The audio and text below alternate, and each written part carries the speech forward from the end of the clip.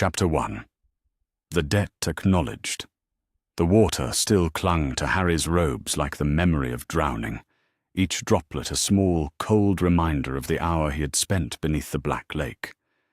He sat alone on a bench outside the medical tent, shivering despite the thick towel Madame Pomfrey had draped around his shoulders.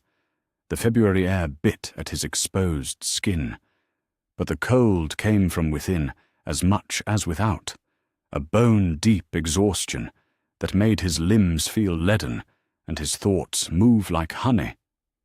He could have walked away. Should have, perhaps. The celebration in the great hall was already beginning, voices carrying across the grounds in waves of laughter and relief. Ron had tried to pull him along, babbling about how brilliant it had been, how Harry had shown them all, but Harry had shaken his head, needing the quiet, needing the space to breathe without everyone staring at him like he was some sort of hero. Hero. The word sat strangely in his mind. He had simply done what felt right when the merpeople refused to release Fleur Delacour along with Ron. The small girl's unconscious face, so peaceful and trusting, had made the choice for him. He couldn't leave her there, not when her own champion had failed to reach her in time. The sound of approaching footsteps made him look up, expecting to see Hermione coming to lecture him about catching cold, or perhaps Professor McGonagall with another summons to the headmaster's office. Instead, he found himself looking into the silver-blue eyes of Fleur Delacour. She had changed from the sodden robes she'd worn during her failed attempt at the task, and her silvery hair caught the late afternoon sunlight like spun silk. But there was something different about her now, something in the way she held herself that Harry had never noticed before. The haughty confidence he associated with her seemed muted, replaced by something more earnest, more vulnerable. "Harry," she said softly, her accent wrapping around his name like a caress. "Harry Potter." He straightened slightly, suddenly aware of how he must look, hair plastered to his head, clothes still damp, exhaustion written across his features. "Fleur, how are you feeling? I heard the Grindylows gave you trouble." Her expression tightened for just a moment, a flash of what might have been shame or frustration crossing her features. "They did. I could not complete the task. I could not reach Gabriel." She took a step closer, her hands clasped in front of her. "But you did." Harry shifted uncomfortably on the bench. Anyone would have done the same thing. "No." The word came out sharp, decisive. "Not anyone. You had already retrieved your hostage. You had won the task. But you stayed underwater. You risked your own safety, your own victory, for a little girl you barely know." She moved closer still, and Harry caught the faint scent of lavender that seemed to follow her. "For my little sister." The weight in her voice made something twist in Harry's chest.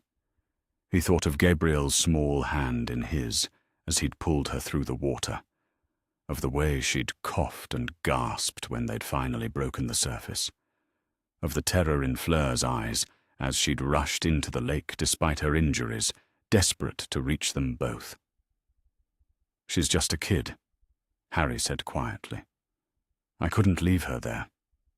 Fleur sank gracefully to her knees beside his bench, bringing her face level with his. For a moment, Harry was struck by how lovely she was, not just beautiful in the otherworldly way that made other boys stumble over their words, but genuinely lovely in a way that had nothing to do with Vila magic. Her eyes were bright with unshed tears, and her hands trembled slightly as she reached for his. "You saved her life," she whispered. "Harry, you saved my sister's life." Before Harry could protest that the merpeople wouldn't have actually let her drown, Fleur leaned forward and pressed her lips gently to his right cheek, then his left. The kisses were soft, reverent, nothing like the enthusiastic embrace she had given him after the weighing of the wands ceremony. These felt like something else entirely. like a promise or a prayer. "In my family," she said, her voice barely audible over the distant sounds of celebration, "what you have done, it cannot be repaid with simple words of gratitude. When someone saves the life of your blood, your family, they create something that runs deeper than friendship, deeper than mere obligation." Harry frowned, confusion cutting through his exhaustion. "I don't understand." Fleur's hands tightened around his, and when she spoke again, her accent seemed less pronounced, as if she was choosing her words with particular care. "In my culture, Harry, what you have done creates what we call a V-debt, a life debt. It is not something that can be dismissed with a thank you and a pretty gift. It is permanent. Binding." She searched his face, as if looking for understanding. "It means that your life and mine, they are now connected in ways that have nothing to do with choice and everything to do with magic itself." The words settled over Harry like a weight he didn't know how to carry. Magic, he was learning, never made anything simple. Every gift came with a price. Every solution created new problems. He thought of the golden eggs riddle, of the way the lake had tried to claim him, just as it had tried to claim Cedric and Victor. Magic was beautiful and terrible, and completely indifferent to what you thought you wanted. "What does that mean exactly?" he asked. "This life debt?" Fleur rose from her knees but didn't step away. Instead, she settled beside him on the bench, her shoulder touching his. The contact was warm and somehow steadying, even as her words sent his mind spinning. "It means," she said slowly, "that the debt I owe you cannot be paid back with a single act of kindness or gratitude. It means that your welfare, your safety, your happiness, these things are now as important to me as they would be if you were my own blood. The magic recognizes what you did, and it has, how do you say, bound us together." Harry stared at her, trying to process the implications. "Bound us? Like a magical contract?" "Something like that, yes. But deeper. More fundamental." She turned to face him fully, and her expression was more serious than he had ever seen it. "I need to speak with you, Harry. Properly. Away from Z crowds and Z celebration. There are things about this debt, about what it means, that you must understand before—" She trailed off, biting her lower lip. "Before you decide how to respond to it." "Respond to it?" Harry's voice came out higher than he intended. "What kind of response does it need?" Before Fleur could answer, a small figure came hurtling across the grounds towards them, silver-blonde hair streaming behind her like a banner. Gabrielle Delacour moved with the reckless energy of a child who had recently been reminded of how precious life was, and she launched herself at Harry with enough force to nearly knock him off the bench. "Harry!" she cried, her arms wrapping around his neck in a grip that threatened to strangle him. "Mon Eros! You saved me from the bad water." Harry found himself smiling, despite the confusion and exhaustion clouding his thoughts. Gabrielle couldn't be more than 8 or 9 years old, and she felt so small in his arms, so fragile. The idea that she might have been left at the bottom of the lake if he had made a different choice sent a cold shiver through him that had nothing to do with his wet clothes. "You're all right," he said softly, patting her back as she clung to him. "That's what matters." "Gabrielle," Fleur said gently, reaching for her sister. "Let Harry breathe, ma chérie. He has had a long day." But Gabrielle only tightened her grip. "No. He is my Eros now. Papa says when someone saves your life, they become family. Harry is family now, oui?" Harry met Fleur's eyes over her sister's head and saw something flicker there. Surprise, perhaps, or recognition. "Oui," Fleur said softly. Family. The word hung in the air between them as Gabrielle finally released her hold and stepped back, beaming up at Harry with the kind of uncomplicated adoration that made his chest ache. He thought of the Dursleys, of how they had never looked at him with anything approaching warmth, let alone love. The idea that this small girl, this family he barely knew, might claim him as their own, was both wonderful and terrifying. "When can we talk?" Harry asked Fleur, his voice carefully quiet so Gabrielle wouldn't overhear. "About the debt, I mean." Fleur glanced toward the castle, where the sounds of celebration were growing louder as more people joined the feast. "Tomorrow evening, after the excitement has died down. I will find you after dinner, and we can go somewhere private." Harry nodded, though part of him wanted answers immediately. The exhaustion was winning, though, pulling at his eyelids and making his thoughts sluggish. Whatever this life debt meant, whatever decisions it might require of him, they would have to wait until he could think clearly again. "Merci," Fleur said, rising from the bench. She reached down and took Gabrielle's hand, but her eyes remained on Harry's face. "For everything. And Harry?" She paused, her expression growing solemn.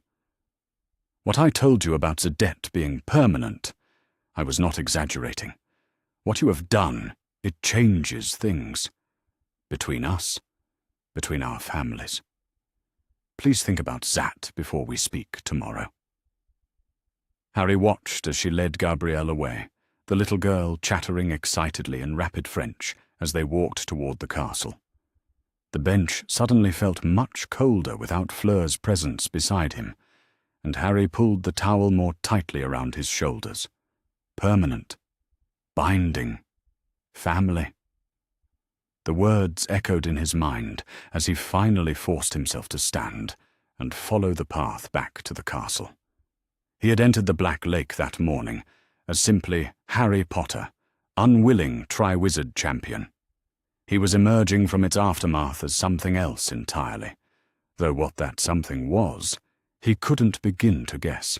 Magic, it seemed, was determined to complicate his life once again.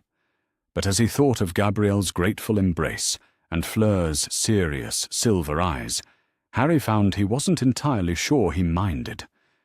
Chapter 2. The Weight of Saving. Harry had barely touched his dinner the following evening, his mind too occupied with questions that seemed to multiply rather than resolve themselves. The great hall buzzed with conversation about the second task. Who had done what? How long each champion had stayed underwater, whether the mer people had truly intended no harm to the hostages. But Harry found himself watching Fleur's table instead, noting the way she picked at her food with the same distracted air that seemed to have settled over him. She caught his eye once, offering a small nod that somehow managed to convey both reassurance and gravity. The contradiction made his stomach clench with something that might have been anticipation or dread.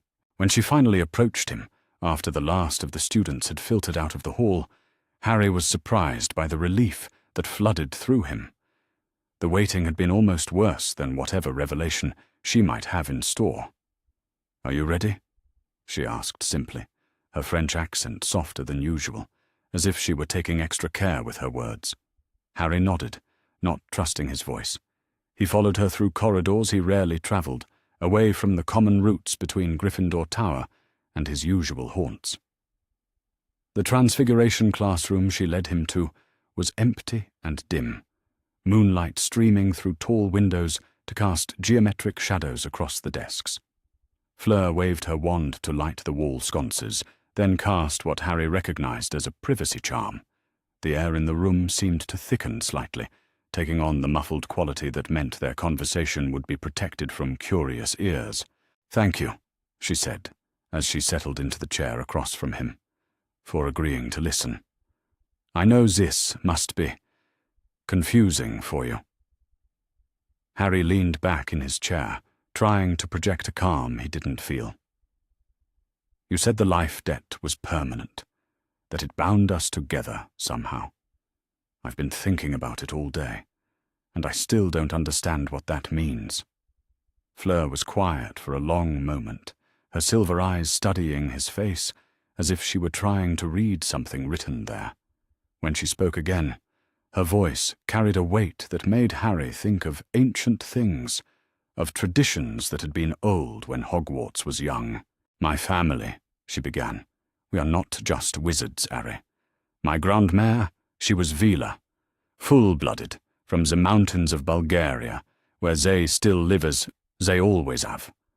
My maman has only a quarter of that blood, and I have less still, but the traditions, the old ways of understanding magic, they do not dilute as the blood does." Harry found himself leaning forward despite his nervousness. He knew so little about magical creatures beyond what Hagrid had taught him, and almost nothing about the cultures that had grown up around them. "In the Vila traditions," Fleur continued, "there are different kinds of debts, different obligations that can be created between people. Most are simple. You help someone, they help you in return, the balance is restored. But when someone saves the life of your blood family, your sister or brother or child," she paused, her hands clasped tightly in her lap, "that creates something much deeper, something that cannot be balanced by a single act of return." "Why?" Harry asked, genuinely curious now despite his growing unease. "What makes family different?" "Because," Fleur said, and for the first time since he had known her, she looked almost vulnerable. "When you save the life of someone I love more than my own life, you are not just saving them. You are saving the part of my earth that lives in them. You are saving my future, my happiness, everything that they represent to me. How can such a thing be repaid with a single favor?" The words hit Harry like a physical blow, stealing his breath for a moment. He thought of how he would feel if someone saved Hermione's life, or Ron's. The idea that he would owe them something beyond gratitude, something that could never truly be settled, began to make a terrible kind of sense. "So what does it create instead?" he managed to ask. Fleur's expression grew more serious still, and she leaned forward in her chair as if the distance between them was too great for what she needed to say. "It creates a bond," she said simply. "A magical bond that links the lives of the debt holder and the one who owes it. Not just a feeling of obligation, but an actual magical connection. The magic recognizes what has been done and, how do you say, it writes itself into the fabric of who we are." Harry felt the blood drain from his face. "A magical bond? Like the Imperious Curse? Like mind control?" "No, no," Fleur said quickly, reaching across the table to touch his hand. "Not control. Never control. The bond, it does not change who we are or what we want. But it makes us aware of each other. If you are in great danger, I will feel it. If you are in great pain, I will know. And the reverse is also true. Our lives, they become intertwined." Harry stared down at her hand, covering his, trying to process the implications. The warmth of her skin against his was distracting, but not in the way he expected. Instead of the nervous flutter he usually felt around pretty girls, there was something else, a sense of rightness, of connection that seemed to resonate deeper than mere attraction. "I can feel it," he said suddenly, the realization hitting him with startling clarity. "I've been feeling it since yesterday, like there's something—" He struggled for words. "Like there's a thread between us. I thought I was just imagining it." Fleur's breath caught, and her fingers tightened around his. "You can feel the bond already. So soon?" She studied his face with new intensity. "Harry, that is not normal. Usually it takes weeks or months for the connection to become strong enough to sense. Is that bad?" "I do not know," she admitted. "My grandmère, she would have known, but she died when I was 10. What I know of these things, I learned from stories and old books, but the strength of the bond, it usually reflects the strength of what was saved, the depth of what was risked." Harry thought about the hour he had spent underwater, about the choice he had made to save Gabrielle, even though it meant sacrificing his chances in the task. He had barely hesitated, acting on instinct and a moral certainty that he couldn't have explained then and still didn't fully understand now. "What happens if we ignore it?" he asked. "The bond, I mean. What if we just pretend it doesn't exist?" Fleur's expression grew troubled. "I do not think that is wise, Harry. The magic, it does not like to be ignored. The bond exists whether we acknowledge it or not, and fighting against it." She shook her head. "The old stories speak of people who tried to deny such connections. The magic, it finds ways to make itself known. Accidents, misfortune, a sense of wrongness, that never goes away." Harry pulled his hand away from hers, running it through his hair as he tried to think. Everything in his life seemed to come back to magic, making choices for him, binding him to things he never asked for. The scar on his forehead throbbed faintly, as if responding to his agitation. "So what are you suggesting?" he asked. "That we just accept this bond and, what, become magically connected for the rest of our lives?" "No," Fleur said quietly. "Not exactly. The bond, it already exists. We cannot change that. But what we do with it, how we choose to honor it, that is still our choice." She stood from her chair and began pacing the small space between the desks, her movement graceful but agitated. When she spoke again, her voice was carefully controlled, as if she were trying to present something logical rather than emotional. In the old traditions, when such a bond was created, there were ceremonies, ways to acknowledge the connection formally, to give it structure and purpose, so that it did not remain this wild, unpredictable thing between two people. Harry felt his pulse quicken. What kind of ceremonies? Fleur stopped pacing and faced him directly, her chin lifted in a gesture that reminded him suddenly of her proud bearing during the weighing of the wands. The most common was a betrothal bond, a formal engagement that would eventually lead to marriage. The idea being that if two people were already magically connected, they might as well make that connection official and beneficial to both families. The word marriage hit Harry like a bludger to the chest. He found himself standing without conscious thought, the chair scraping loudly against the stone floor. "Marriage?" His voice came out strangled. "Fleur, I'm 14. I've never even... we barely know each other." "I know how it sounds," she said quickly, holding up her hands in a placating gesture. "And I am not saying we must marry tomorrow, or even that we must marry at all. But the betrothal bond, it would give structure to what already exists between us. It would make the magic calmer, more predictable." Harry began pacing now himself, his mind reeling. What would a betrothal bond mean? What would it require of us? "Loyalty," Fleur said simply. "Fidelity, eventually. The promise that we would consider no other romantic attachments while the bond exists. The understanding that our families would be connected, that our futures would be intertwined. And if we decide later that we don't want to marry, what then?" Fleur was quiet for a long moment. The betrothal could be dissolved, but only by mutual agreement and only through specific rituals, and the original life debt bond would remain. That is permanent, Harry. I cannot emphasize that enough. Harry slumped back into his chair, his head in his hands.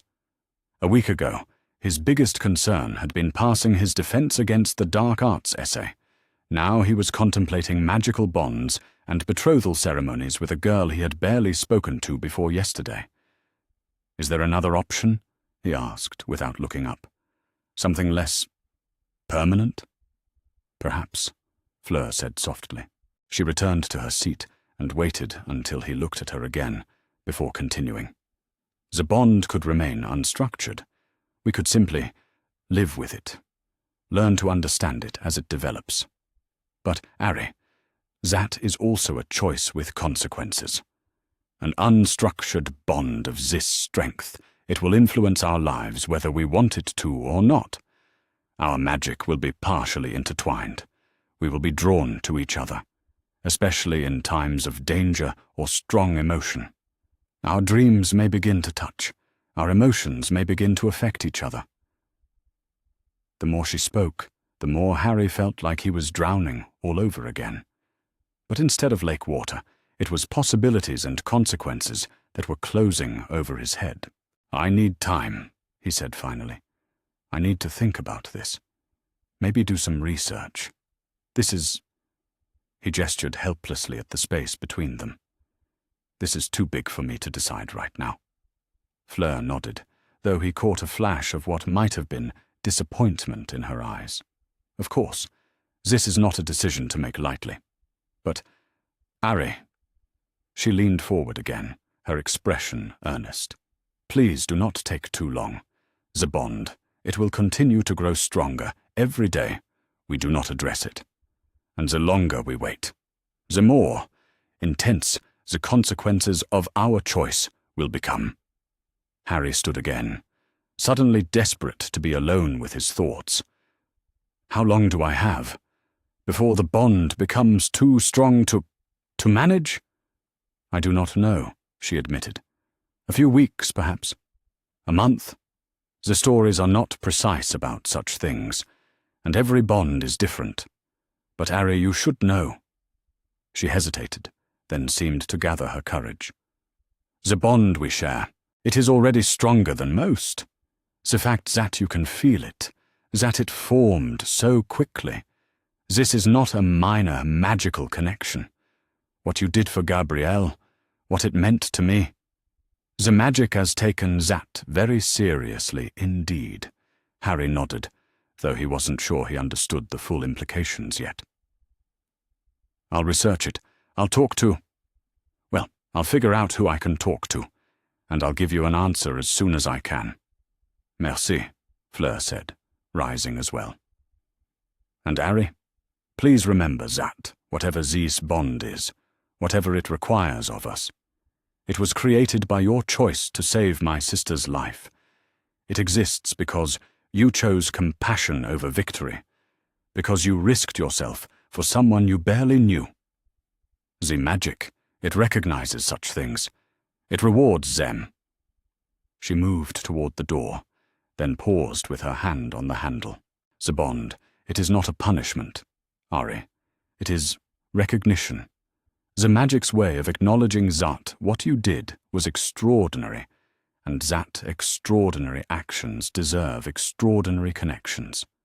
She looked back at him one last time. "I hope you will remember that when you make your decision." And then she was gone, leaving Harry alone in the empty classroom with the weight of impossible choices and the growing certainty that his life had just become infinitely more complicated than he had ever imagined. Chapter 3. Research and Revelations. Harry found Hermione in the library the following afternoon, surrounded by her usual fortress of textbooks and parchment. She looked up as he approached, her quill pausing mid-sentence over what appeared to be a transfiguration essay. "Harry," she said, immediately noting his expression, "you look terrible. Are you sleeping?" He wasn't, but admitting that would only lead to questions he wasn't ready to answer completely. Instead, he pulled out the chair across from her and sat down heavily, trying to figure out how to begin a conversation he wasn't sure he should be having at all. "I need your help with some research," he said finally. "Something personal." Hermione's eyebrows rose and she set down her quill entirely. In all their years of friendship, Harry had rarely asked for help with anything that wasn't directly related to staying alive or completing assignments. "What kind of research?" Harry glanced around the library, noting the scattered students at nearby tables. Most were absorbed in their own work, but he still lowered his voice when he spoke. "Life debts," he said. "Magical bonds, ancient magical contracts, things like that." The change in Hermione's expression was immediate and dramatic. Her eyes sharpened with the kind of intellectual curiosity that usually preceded either brilliant insights or lengthy lectures. Sometimes both. "Harry, what have you gotten yourself into?" she asked, leaning forward across the table. "It's complicated," Harry said, which was perhaps the most inadequate summary of his situation that he could have offered. After the second task, Fleur Delacour came to talk to me about what I did. Saving her sister, I mean. Hermione nodded slowly. "I remember. She seemed very emotional about it, more than I would have expected, considering the champions were told the hostages would be safe regardless." "That's just it," Harry said, grateful for her immediate understanding. "According to Fleur, what I did created something, a magical bond between us, a life debt that can't be repaid in any normal way." "A life debt?" Hermione repeated, her voice taking on the careful tone she used when she was trying not to jump to conclusions. "Harry, those are mentioned in several of our defense texts, but they're supposed to be quite rare, and usually not permanent."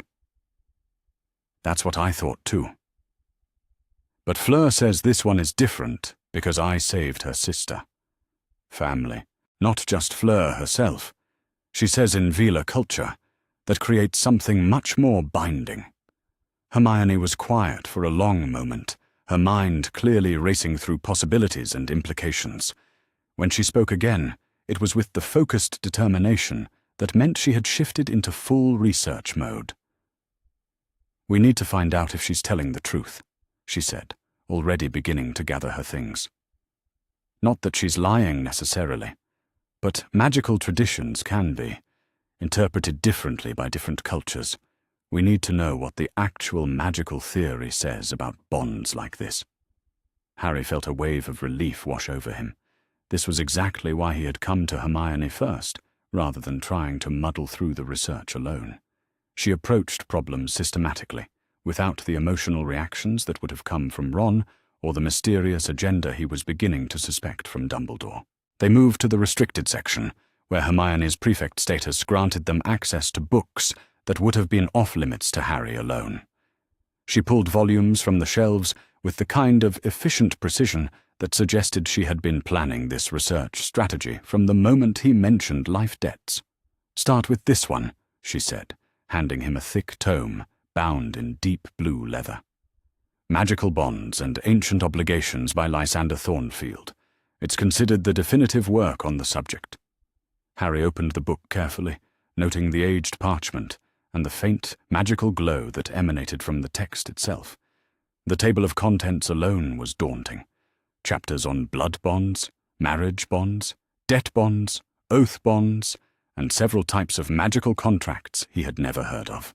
"Here," Hermione said, settling beside him with her own stack of books. "Chapter 7 deals specifically with life debts, and there's a whole section on familial obligations and their magical implications."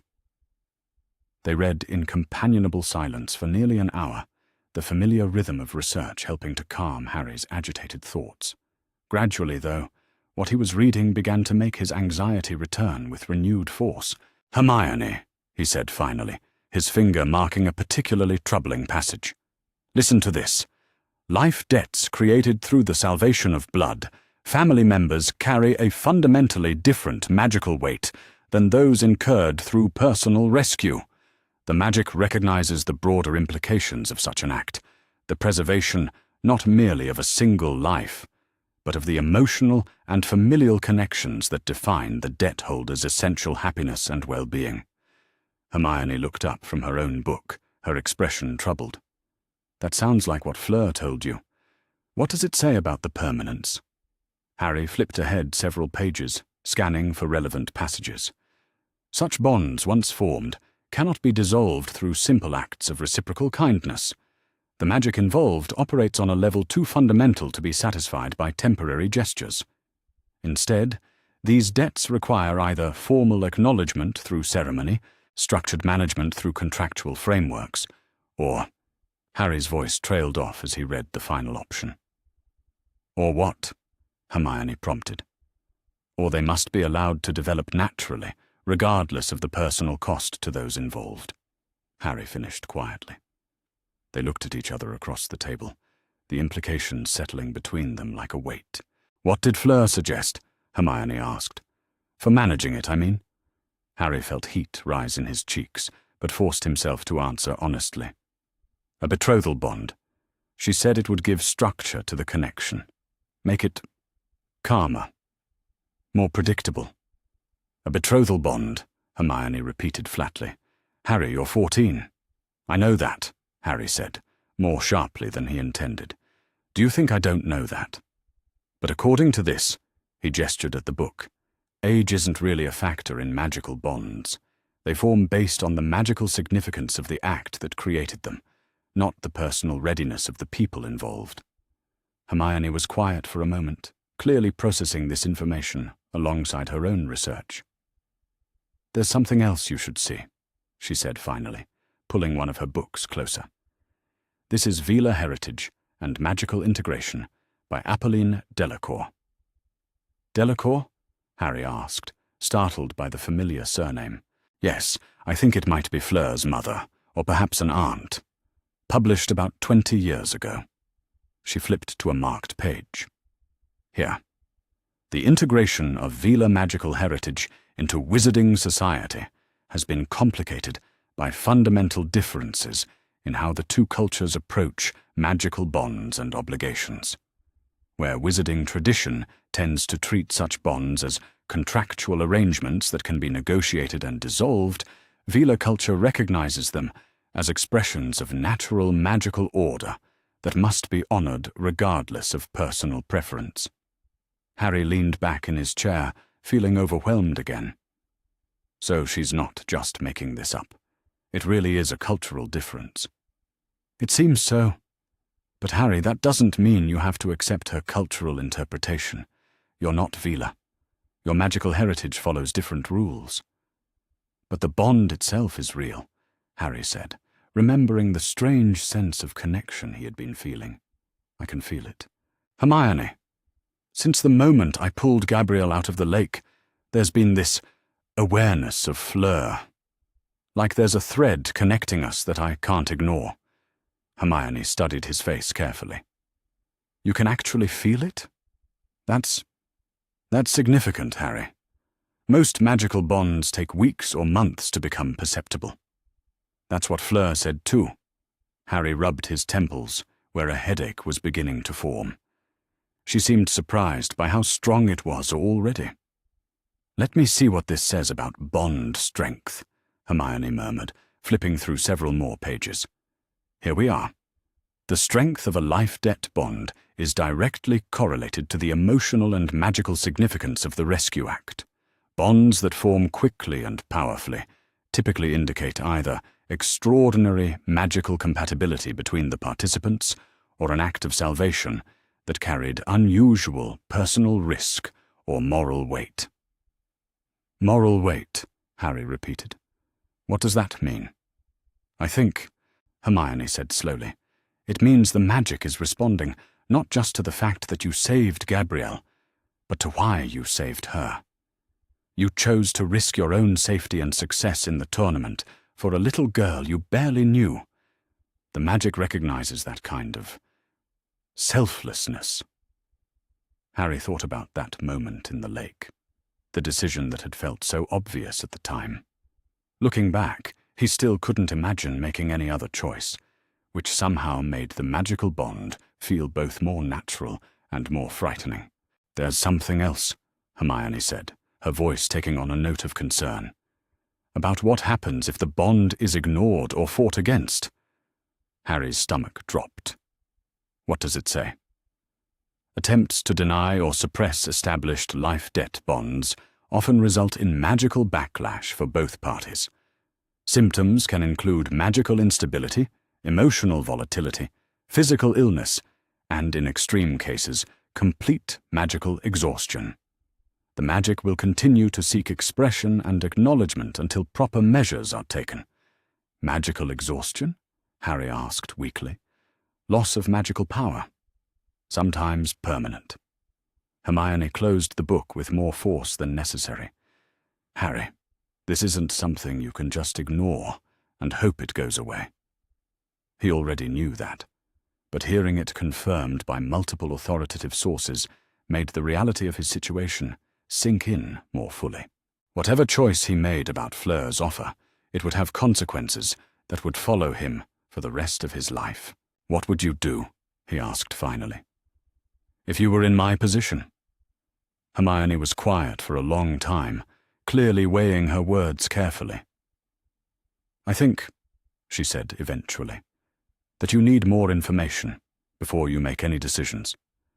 What exactly would a betrothal bond entail? What are your other options? Can the bond be structured in some other way that doesn't require marriage?" "Those are good questions," Harry admitted. "I should probably ask Fleur." "You should.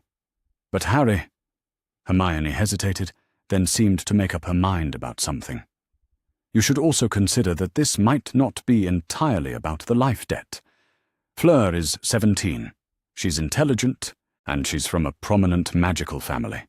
She could probably manage a life debt bond on her own if she wanted to. The fact that she's offering you a formal solution suggests she might have other reasons for wanting to be connected to you."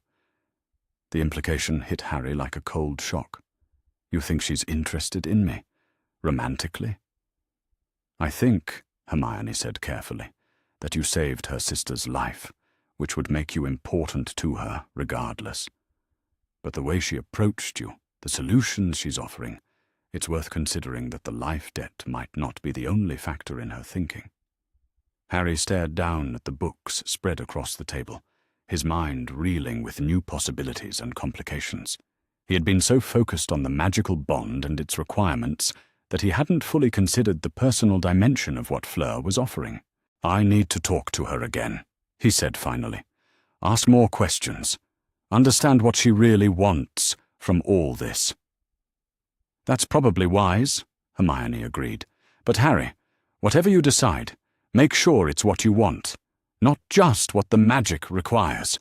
You've spent enough of your life having choices made for you by forces beyond your control." Her words resonated with something deep in Harry's chest, a growing sense that this decision might be the first truly adult choice he had ever been asked to make. The thought was both terrifying and oddly exhilarating. "Should I tell Ron?" he asked, as they began gathering the books to return to the shelves. Hermione considered this carefully. "Not yet," she said finally. "Ron, he doesn't always handle complex emotional situations well, and he might not understand why you're taking this so seriously. Wait until you've talked to Fleur again and have a better sense of what you want to do." Harry nodded, relieved to have the decision postponed. Ron's likely reaction, disbelief, jealousy, accusations that Harry was making things too complicated, would only add another layer of stress to an already overwhelming situation. As they left the library together, Harry felt both more informed and more uncertain than when they had arrived. The research had confirmed that Fleur's claims about the life debt were accurate, but it had also revealed layers of complexity he hadn't anticipated. The bond was real, it was permanent, and it required some kind of response.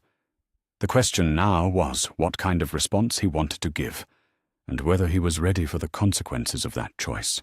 The thread of connection he could feel between himself and Fleur seemed to pulse gently in his awareness, as if responding to his thoughts about her. Soon he would have to decide what that connection meant and what he wanted to do about it. But first, he needed to understand what Fleur truly wanted from him, and what he might want from her in return. Chapter 4. The Veela's Heritage. Harry found himself returning to the same Transfiguration classroom the following evening, arriving early enough to cast his own privacy charms and light the wall sconces before Fleur appeared. The familiarity of the routine was oddly comforting, as if having a designated space for these conversations made them feel less surreal. When Fleur entered, she moved differently than she had during their previous meetings. Gone was the nervous tension that had marked their earlier discussions. replaced by something that looked almost like determination. She carried a small leather satchel that she set carefully on the desk before settling into the chair across from him. "Thank you for coming back," she said, her accent softer than usual. "I hope your research was illuminating." "It was," Harry said, studying her face. "Hermione helped me find several books on magical bonds and Vila heritage, including one by Fleur Delacour." Fleur's expression brightened with what appeared to be genuine pleasure. "Ah, you found Maman's book. I should have thought to mention it earlier, but I was not sure if Hogwarts Library would have a copy. Your mother wrote a book about Vila magical integration?" "Oui. She has always been interested in how our heritage fits into the broader wizarding world. It was a way of understanding our own place, I think. Being Quarter Vila in a predominantly wizarding society, it can be complicated." Harry thought about the passages he and Hermione had read, about the cultural differences in approaching magical bonds. The book mentioned that Vila culture sees magical bonds as expressions of natural magical order, that they can't be negotiated away like wizarding contracts. Fleur nodded slowly. "That is a simplification, but essentially correct. In wizarding culture, magic is something you use, something you control. In Vila culture, magic is something you are. The bonds that form between people, they are not contracts to be managed. They are truth to be acknowledged." She opened her leather satchel and withdrew what appeared to be a small ornate hand mirror. The surface gleamed with an inner light that suggested it was far more than a simple cosmetic accessory. "I brought something to show you," she said, placing the mirror carefully on the desk between them. "Something that belonged to my grandmère. She left it to me with the instructions that I should use it when the time came to explain our ways to something important in my life." Harry leaned forward, intrigued despite his nervousness. "What does it do?" "It shows memories," Fleur explained, her fingers tracing the ornate frame. "Specific memories that grandmère chose to preserve. Stories about our family, our traditions, the bonds that have shaped our history." She touched the mirror's surface with the tip of her wand, and immediately the reflective glass clouded over, before clearing to reveal a scene that definitely wasn't the Transfiguration classroom. Harry found himself looking at what appeared to be a mountainous landscape, snow-capped peaks stretching into a brilliant blue sky. In the foreground, a young woman with silver hair and startlingly familiar features was speaking earnestly to a man Harry didn't recognize. "My grandmère, Gabrielle," Fleur said softly. "The original Gabrielle, for whom my sister was named. This is the day she met my grandpère." As they watched, the scene unfolded like a silent film. The young woman, Gabrielle, seemed to be explaining something urgent to the man, her hands moving expressively as she spoke. At one point, she placed her hand over his heart, and a faint golden glow emanated from the contact. "He had saved her younger brother from a rock slide," Fleur continued, her voice taking on the cadence of a familiar story told many times before. "The magic recognized the debt and created a bond between them. But unlike the stories you might read in your wizarding books, this was not a burden for either of them. It was recognition." The scene in the mirror shifted, showing the same two people months later, clearly more comfortable with each other, working together in what appeared to be a garden. Their movements were synchronized in a way that suggested deep familiarity and trust. "Recognition of what?" Harry asked, unable to look away from the mirror. "That what brought them together was not accident. That's the kind of person who would risk himself to save a stranger's family was the kind of person who deserved to be part of that family permanently." Fleur's fingers traced the mirror's edge again, and the scene shifted once more, showing what was clearly a wedding ceremony, though unlike any Harry had ever seen.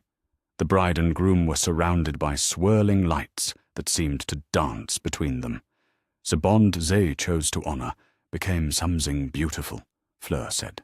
Not an obligation, but a celebration of what they both valued most: loyalty, selflessness, the willingness to protect those who cannot protect themselves. Harry watched the golden lights in the mirror and felt an odd recognition in his chest, as if he was seeing something he had always known but never been able to name. "Is that what you're offering me?" he asked quietly. "Something like what they had?" The mirror's surface went still, reflecting only their faces in the candlelight. Fleur was quiet for a long moment, and when she spoke again, her voice carried a vulnerability that made Harry's chest tighten. "I am offering you what the magic has already begun between us," she said. "But, Harry, you must understand. This is not just about the life debt. The bond exists because of what you did for Gabrielle. But what I am offering you, that is my choice. My decision to honor not just the debt, but the person who created it." She moved from her chair to the seat directly beside him, close enough that he could smell the faint lavender scent that always seemed to surround her, close enough that he could see the silver flecks in her blue eyes and the way her hands trembled slightly as she spoke. "When I first saw you at the weighing of the wands," she said, "I thought you were just a boy, younger than the rest of us, probably out of his depth. I felt pity, I suppose, that you had been forced into something so dangerous when you were not ready for it." Harry felt heat rise in his cheeks, remembering his own sense of inadequacy during that ceremony, the way he had felt like a child among the other champions. "But then," Fleur continued, "I watched you face the dragon. I saw the way you flew, the strategy you used, the risks you took not just to complete the task, but to avoid arming the dragon unnecessarily. And I began to think there was more to you than I had assumed." Her hand moved to rest lightly on his arm, the contact sending warmth shooting through his entire body. "And then the second task. When you chose to save my sister, even though it meant sacrificing your own victory. Harry, do you understand what that meant to me? Not just that Gabrielle was safe, but that there was someone in this world who would make that choice? Someone who would choose compassion over glory, someone who would risk himself for a child he barely knew?" Harry found himself staring into her eyes, caught by the intensity of her expression. Anyone would have done the same thing. "None," she said firmly, her hand tightening on his arm. "That is what you think, because you cannot imagine making any other choice. But, Harry, most people could. Most people would have taken their victory and been satisfied that the adults promised the hostages would be safe. You are the only one who stayed." The weight of her words settled between them, and Harry felt something shift in his understanding of himself. He had never thought of his choice in the lake as particularly heroic. It had simply felt like the only option his conscience would allow. But seeing it through Fleur's eyes, understanding what it had meant to her and her family, he began to grasp the larger implications. "So when the magic created this bond between us," Fleur continued, "I did not see it as an obligation to be managed. I saw it as an opportunity, a chance to honor what you had done by offering you something in return, not to pay the debt, but to show you what that kind of person deserves." "What does that kind of person deserve?"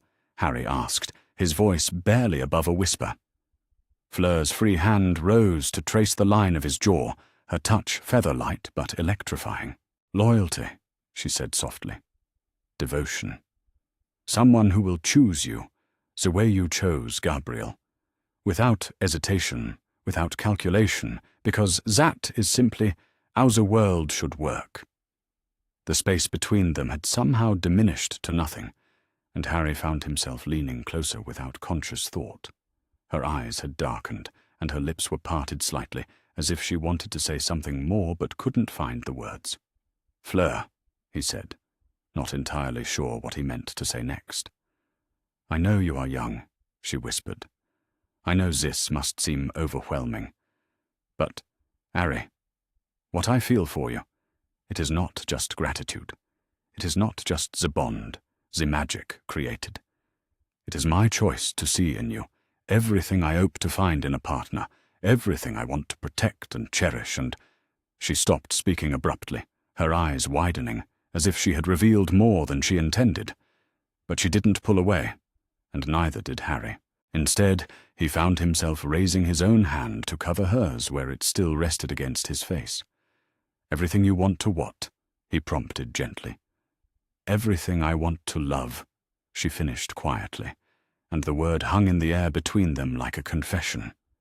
The moment stretched out, filled with possibility and the kind of tension Harry had read about but never experienced.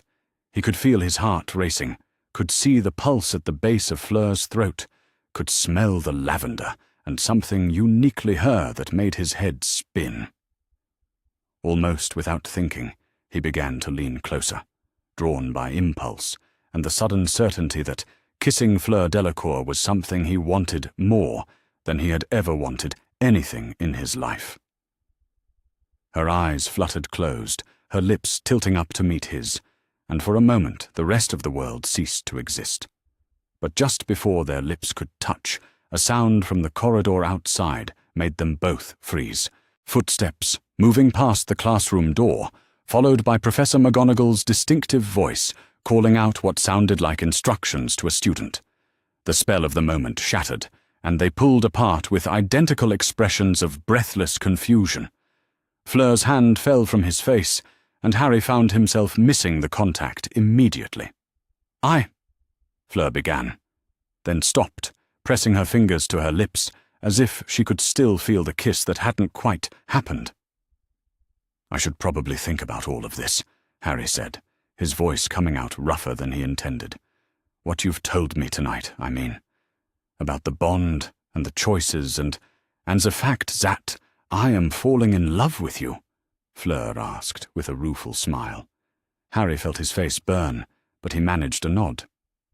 "That too." Fleur gathered her mirror and tucked it back into her satchel, her movements careful and deliberate. When she stood to leave, though, she paused beside his chair and leaned down to press a soft kiss to his forehead. "Take the time you need," she said quietly. "But Harry, the bond will not wait indefinitely for us to decide what to do about it. And neither will my hurt." After she left, Harry remained in the empty classroom for nearly an hour, staring at the place where the mirror had shown him a love story that began with a magical debt and became something much more profound. His fingers kept drifting to his forehead where Fleur had kissed him, and he found himself wondering what might have happened if McGonagall hadn't chosen that particular moment to walk past the door. More importantly, he found himself wondering if he was ready to find out. Chapter 5. Friends and Reactions. Harry had been putting off the conversation for 3 days, but as he watched Ron demolish his 4th helping of shepherd's pie at dinner, he realized he couldn't delay any longer. The weight of his secret was becoming unbearable, and more importantly, he needed someone to talk through what was happening with Fleur, someone who knew him well enough to help him separate genuine feelings from magical influence. "Ron," he said quietly, as the great hall began to empty around them. "Can we talk? Somewhere private?" Ron looked up from his plate, a forkful of potato halfway to his mouth. "Sure, mate. Everything all right? You've been a bit off lately." That was an understatement. Harry had barely slept since his last conversation with Fleur, his mind cycling endlessly through her confession, the almost kiss, and the growing certainty that his feelings for her were becoming far more complicated than a simple magical bond could explain. They made their way to the empty Gryffindor common room, settling into the chairs by the dying fire. Hermione joined them a few minutes later, having clearly sensed that something significant was about to happen. "What's going on, Harry?" she asked gently, taking the chair between them. "You look like you haven't slept in days." Harry took a deep breath, trying to figure out how to begin. In the end, he decided directness was probably best. "Remember how Fleur thanked me after the second task? It turns out there was more to it than I realized." He looked between his 2 best friends, drawing courage from their familiar faces. She says that when I saved Gabriel, it created a magical bond between us, a life debt that can't be repaid in any normal way. Ron's eyebrows shot up. A life debt? Blimey, Harry. That's serious magic, that is. I know. And it gets more complicated. Harry ran his hands through his hair, a nervous habit he'd never quite managed to break. According to Fleur, this particular type of debt is permanent. It connects our lives magically. And she's offered to help me manage it through a betrothal bond.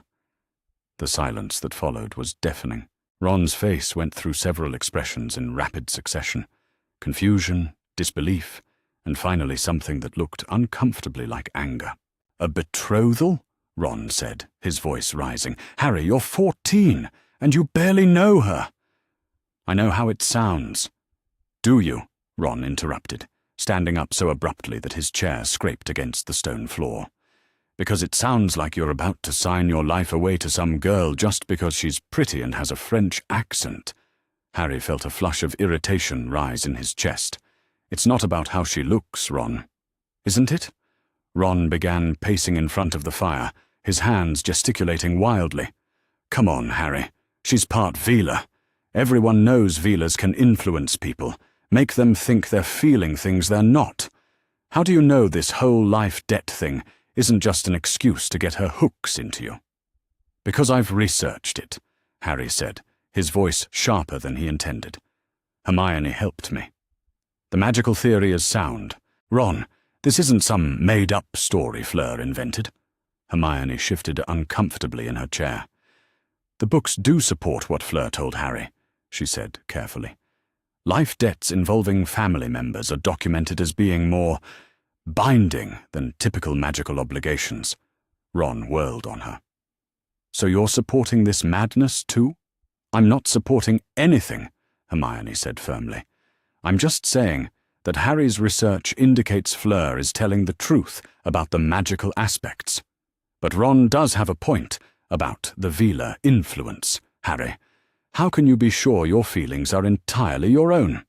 Harry looked at his best friends, Ron red-faced and angry, Hermione trying to be diplomatically rational, and felt a wave of disappointment that surprised him with its intensity. He had expected questions, maybe some concern, but not this immediate assumption that he was being manipulated or deceived. So you both think I'm too stupid to know my own mind? He asked quietly.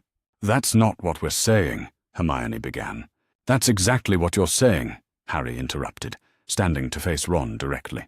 You think I'm some lovesick idiot who can't tell the difference between magical manipulation and genuine feeling. Well, can you? Ron shot back. Have you ever felt anything like this before? Because from where I'm standing, it looks like the first pretty girl who pays you attention has got you ready to throw away your freedom. The accusation hit Harry like a physical blow. Throw away my freedom? Ron, when have I ever been free? When have I ever had real choices about my own life? The Dursleys chose how I lived for 11 years. Dumbledore chooses where I go to school, where I spend my summers. The Bloody Goblet of Fire chose to put me in a tournament I never wanted to enter. And now, when I finally have a chance to choose something for myself, you think I'm throwing away my freedom? Ron's face had gone from red to pale during Harry's outburst. Harry, I didn't mean— You did mean it, Harry said, his voice steadying into something colder than anger. You meant exactly that. You think I'm incapable of making an adult decision about my own life. You're not an adult, Ron exploded. You're 14, same as me. And this girl, she's 17. She's been through things we can't even imagine. And you think you can handle whatever she's offering? Maybe I can, Harry said quietly. Maybe I'm more capable than you give me credit for. The hurt in Ron's eyes was immediate and obvious. So that's what this is about? You think you're better than us now? More mature? More capable? No. I think I'm tired of everyone else making decisions for me, including my best friends. Hermione stood up, clearly trying to diffuse the escalating tension. Both of you, stop. We're all friends here, and we want what's best for Harry. Maybe we should— Should what? Harry asked, turning to face her. Should tell me what I can and can't feel. Should decide for me whether my emotions are real or just magical manipulation. Harry, that's not fair, Hermione said, but her voice was gentler than Ron's had been. We're just worried about you. This is happening very fast, and the consequences could be enormous. I know the consequences better than anyone, Harry said. I'm the one who has to live with them. He moved toward the portrait hole, needing space and air and distance from the disappointment he felt radiating from his friends. But Ron's voice stopped him before he could leave. Where are you going? To find someone who trusts my judgment, Harry said, without looking back. He found Fleur in the library, seated at a table in the far corner, with several thick volumes spread around her. She looked up as he approached, and her expression immediately shifted from academic concentration to concern. Harry, what is wrong? You look upset. Harry slumped into the chair beside her, suddenly exhausted by the confrontation with his friends. I told Ron about the bond, about what you offered me. Fleur's face went carefully neutral. I see. And he did not respond well. He thinks you're manipulating me, Harry said bluntly. He thinks I'm too young and stupid to know if my feelings are real or just Veela magic making me think I care about you. Fleur was quiet for a long moment, her hands folded carefully on the table in front of her. When she spoke, her voice was soft and measured. He is not entirely wrong to be concerned, she said finally. I am part Veela, and the influence is real, even when it is not intentional. And you are young, younger than I have ever cared for someone before. Harry felt his heart sink. So you think he's right? No, Fleur said firmly, reaching out to cover his hand with hers. I think he is worried for his friend, which is understandable. But Ori, the influence of Veela heritage, it can create attraction, physical desire, even temporary infatuation. But it cannot create the deeper feelings, respect, affection, the desire to protect and cherish someone. Those must come from the earth. She leaned closer, her eyes searching his face. And what I feel for you, what I believe you feel for me, that is not something my heritage could create in you. That comes from who you are, who we are together. Harry stared down at their joined hands, trying to sort through his tumbling emotions. How can you be so sure? Because, Fleur said, her thumb tracing gentle circles over his knuckles, the Veela influence works through desire for beauty, for perfection, for something unattainable. But what you did in that lake, the choice you made to save Gabrielle, that was not the action of someone seeking perfection. That was the action of someone who sees a child in danger and cannot bear to leave her there. She paused, studying his face. And the way you speak to me, the questions you ask, the way you listen when I tell you about my family. You do not see me as some beautiful object to be won. You see me as a person, with thoughts and feelings and fears. That is not something my magic could make you feel. Harry thought about their conversations, about the way Fleur had shared her family's history and her own uncertainties. Ron was right that Harry had never felt anything like this before, but maybe that wasn't because of magical manipulation. Maybe it was because he had never met anyone who spoke to him like an adult, who trusted him to understand complex emotions and make difficult choices. Ron thinks I'm abandoning our friendship, Harry said quietly.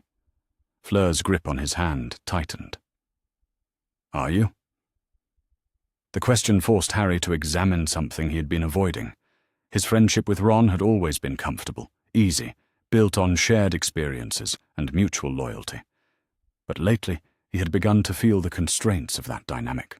Ron's tendency to see him as either the famous Harry Potter or the same 11-year-old boy he had befriended on the Hogwarts Express. I don't want to, Harry said finally. But I can't keep living my life based on what other people think is best for me. even if those people are my best friends." Fleur was quiet for a moment, clearly weighing her words carefully. "If my presence in your life is causing problems with your friends, I could step back," she offered. "The bond would still exist, but we could manage it differently, more quietly." The suggestion hit Harry like a punch to the stomach. The idea of Fleur stepping back, of returning to the careful distance they had maintained before their conversations began, felt suddenly unbearable. "No," he said, the word coming out more forcefully than he had intended. "I don't want you to step back." "Are you certain? This is not a decision to make lightly." Harry thought about Ron's angry face, about Hermione's diplomatic concerns, about the comfortable simplicity of his life before magical bonds, and Vila heritage had complicated everything. Then he thought about Fleur's stories of her grandmother, about the way she had trusted him with her family's history, about the moment when she had almost kissed him, and he had wanted it more than he had ever wanted anything. "I'm certain," he said, meeting her eyes directly. "Whatever this is between us, whatever the bond means, whatever my friends think about it, I want to see where it leads. I want to choose this. Choose you. For myself." The smile that spread across Fleur's face was radiant, transforming her already beautiful features into something that made Harry's chest tighten with emotion. "Then we will figure it out together," she said simply. "The bond, the reactions from others, all of it. Together." As Harry walked back to Gryffindor Tower that evening, he felt a strange mixture of loss and liberation. His fight with Ron had hurt more than he wanted to admit, and he wasn't sure how to repair the damage. But for the first time in his life, he had made a choice based entirely on his own feelings and desires, without regard for what others expected of him. It was terrifying and exhilarating in equal measure.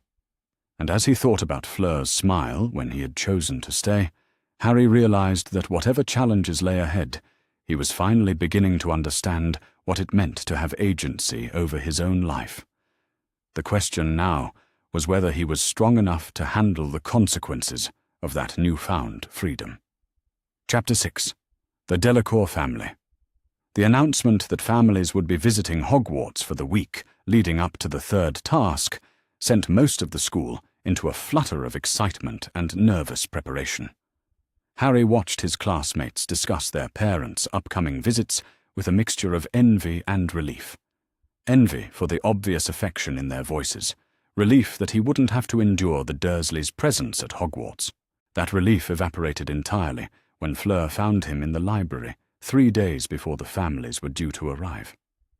"My parents are coming," she said, without preamble, settling into the chair beside him with an expression he couldn't quite read. "And they want to meet you." Harry's quill slipped in his fingers, leaving an ink blot across his defense against the dark arts essay. "They want to meet me?" "I may have mentioned our conversations to them," Fleur admitted, her cheeks taking on the faintest pink tinge. "Maman especially has been very interested in hearing about the young man who saved her granddaughter." The thought of meeting Fleur's parents made Harry's stomach perform what felt like a complicated Quidditch maneuver. He had never been particularly good with adults under the best of circumstances, and these were hardly that. "What did you tell them exactly?" he asked, trying to keep his voice casual. "The truth," Fleur said simply. "About the bond, about our discussions, about the fact that we are considering our options together." Harry felt heat rise in his face. The idea that Fleur's parents knew about their relationship, whatever it was, felt both mortifying and oddly legitimate, as if their conversations had moved beyond the realm of childhood games into something that deserved adult acknowledgement. "Are they angry?" he asked. "About the bond, I mean. About me being involved with their daughter." Fleur was quiet for a moment, clearly choosing her words carefully. "Papa is protective. He wants to understand what kind of person his daughter has become connected to. Maman is more curious than angry, She wants to see for herself the boy who would risk his own victory to save a child he barely knew. And Gabrielle? At this, Fleur's expression brightened considerably. Gabrielle has been asking about her Eros every day since the second task. I think she is more excited to see you than anyone else. When the Delacour family arrived on Thursday morning, Harry's first impression was that they looked like they had stepped out of a painting. Monsieur Delacour was tall and elegant in the way that seemed uniquely French, his silver hair and sharp features giving him an air of distinguished authority. Madame Delacour was smaller, but no less striking, her Quarter-Vila heritage evident in the way she seemed to glow with inner light. And then there was Gabrielle, who spotted Harry across the entrance hall and immediately broke away from her parents to launch herself at him with a delighted cry of, "Harry!" "Careful, ma chérie," Fleur laughed, as her sister wrapped her arms around Harry's waist with enough enthusiasm to nearly knock him over. "You will squeeze the life out of him." "Non!" Gabrielle declared, looking up at Harry with shining eyes. "I will never let anything hurt Harry. He saved me from the bad water." Harry felt something warm and unfamiliar settle in his chest at the little girl's fierce declaration. He had been on the receiving end of gratitude before, but never anything quite so uncomplicated and wholehearted. "It's good to see you too, Gabrielle," he said, awkwardly patting her silvery hair. "How have you been?" "I've been telling everyone at Beaubaton about my Eros," she announced proudly. "Madame Maxime says you are very brave." "Gabrielle," Fleur said gently, "perhaps you should let Harry meet Maman and Papa properly." The introductions that followed were among the most nerve-wracking experiences of Harry's life.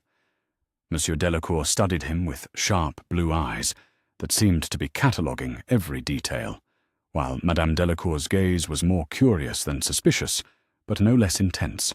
"So," Monsieur Delacour said, in accented but perfect English, "you are the young man who has created such a stir in our family." "I didn't mean to create a stir, sir," Harry said, trying to project more confidence than he felt. "I just did what anyone would have done in that situation." "Did you?" Madame Delacour asked, her voice carrying the same musical quality as Fleur's, but with an additional note of authority.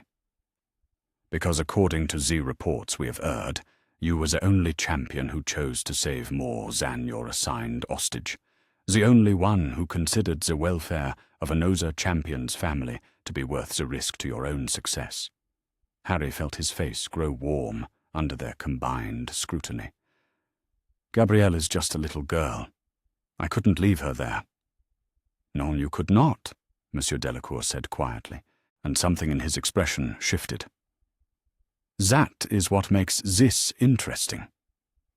The family dinner that evening was held in a private room that Professor Dumbledore had arranged for the visiting families. Harry had been surprised when Fleur invited him to join them, and even more surprised when her parents had readily agreed. "We cannot properly understand the situation without understanding you," Madame Delacour had explained. "And how can we understand you without seeing how you conduct yourself with our family?" The meal itself was unlike anything Harry had ever experienced. The Delacours spoke in a mixture of French and English, switching languages mid-sentence with fluid ease. They asked him about his studies, his friends, his interests, but not in the perfunctory way of adults making polite conversation with a child. Instead, they listened to his answers with genuine attention, asking follow-up questions that suggested they truly wanted to understand his perspective. "Fleur tells us you are interested in defense against the dark arts," Monsieur Delacour said, as they worked through what appeared to be several courses of increasingly elaborate French cuisine. "This is not surprising, given your unique circumstances." Harry nearly choked on his wine. Madame Delacour had served him actual wine, as if his age was irrelevant to his inclusion in adult conversation. "My circumstances?" "The fact that you have faced Voldemort and survived," Madame Delacour said matter-of-factly, causing Harry to flinch slightly at the casual use of the name. Such experiences would naturally lead to an interest in defensive magic. Most people don't like to talk about that, Harry said carefully. Most people are fools, Monsieur Delacour said bluntly. Pretending dangerous zings do not exist does not make them less dangerous. It only makes you less prepared to face them. The conversation continued in this vein throughout the meal, direct, thoughtful, treating Harry as someone whose opinions and experiences mattered. It was intoxicating and terrifying in equal measure. "Tell me about your family," Madame Delacour said as they moved on to dessert. "Your guardians, I mean. The people who raised you." Harry's fork paused halfway to his mouth. "The Dursleys they're not really family. Not in the way you mean." "No?" Madame Delacour's eyebrows rose slightly. "How do you mean?" Harry found himself explaining, in halting terms, what his life with the Dursleys had been like. Not the worst of it. He wasn't ready to discuss cupboards under stairs or days without food with people he had just met, but enough to convey the essential coldness of his upbringing. The silence that followed his explanation was heavy with unspoken thoughts.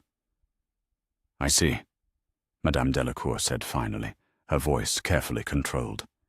"And this is why the concept of magical family bonds might seem foreign to you." "I suppose," Harry admitted, "I've never really experienced family the way most people do." "But you understand loyalty," Monsieur Delacour said, studying Harry's face intently. "You understand what it means to protect someone simply because they deserve protection."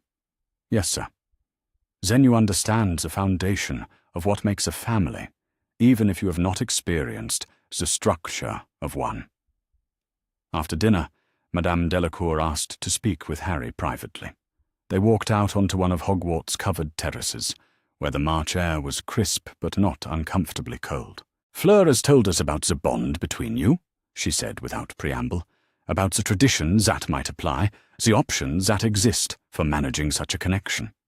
Harry nodded, unsure where the conversation was headed. "I want you to understand something," Madame Delacour continued.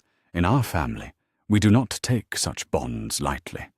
When my grandmère formed a life bond, it was because she recognized in my grandpère something rare and valuable, not just the willingness to act, but the wisdom to act rightly, even when it cost him something precious."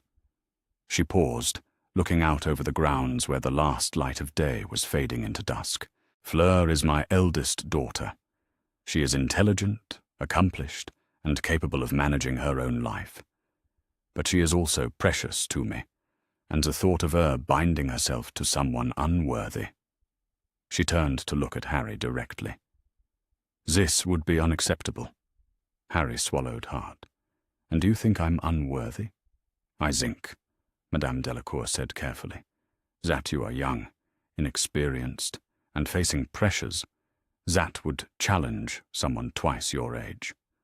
But I also think that, when faced with a choice between your own success and a child's safety, you did not hesitate to choose the child. That speaks to a character that age and experience cannot teach." She moved closer, and Harry caught the same faint scent of lavender that always surrounded Fleur. "If you choose to pursue this bond with my daughter," she said quietly, "you will be choosing not just her, but our family.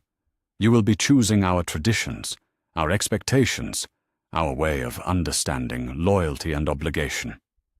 Are you prepared for that?"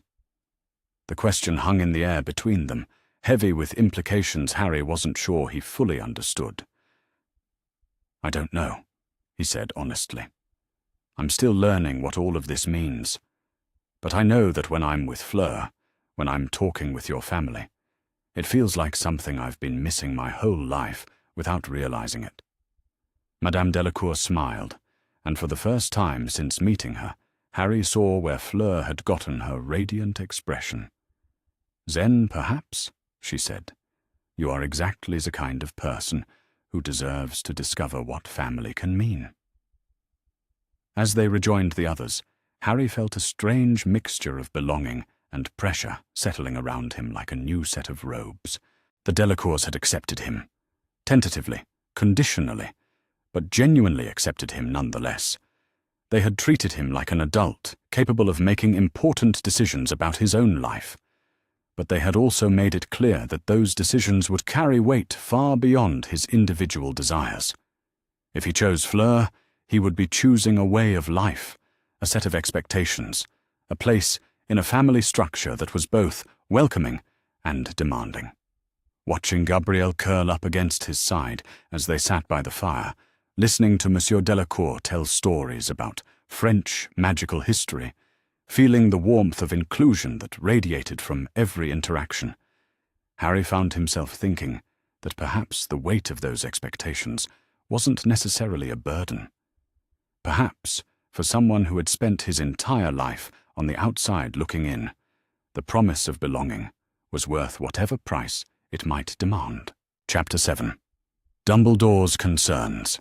The summons came at breakfast the next morning, delivered by Professor McGonagall, with an expression that suggested she had little more information than Harry about what the headmaster might want to discuss. "Professor Dumbledore would like to see you in his office after your morning classes," she said quietly, leaning down to speak just above his ear. "The password is chocolate frogs." Harry's stomach dropped. In his experience, unexpected meetings with Dumbledore rarely brought good news. He spent the rest of the morning trying to convince himself that this was probably just a routine check-in about the tournament, or perhaps a discussion about his summer arrangements.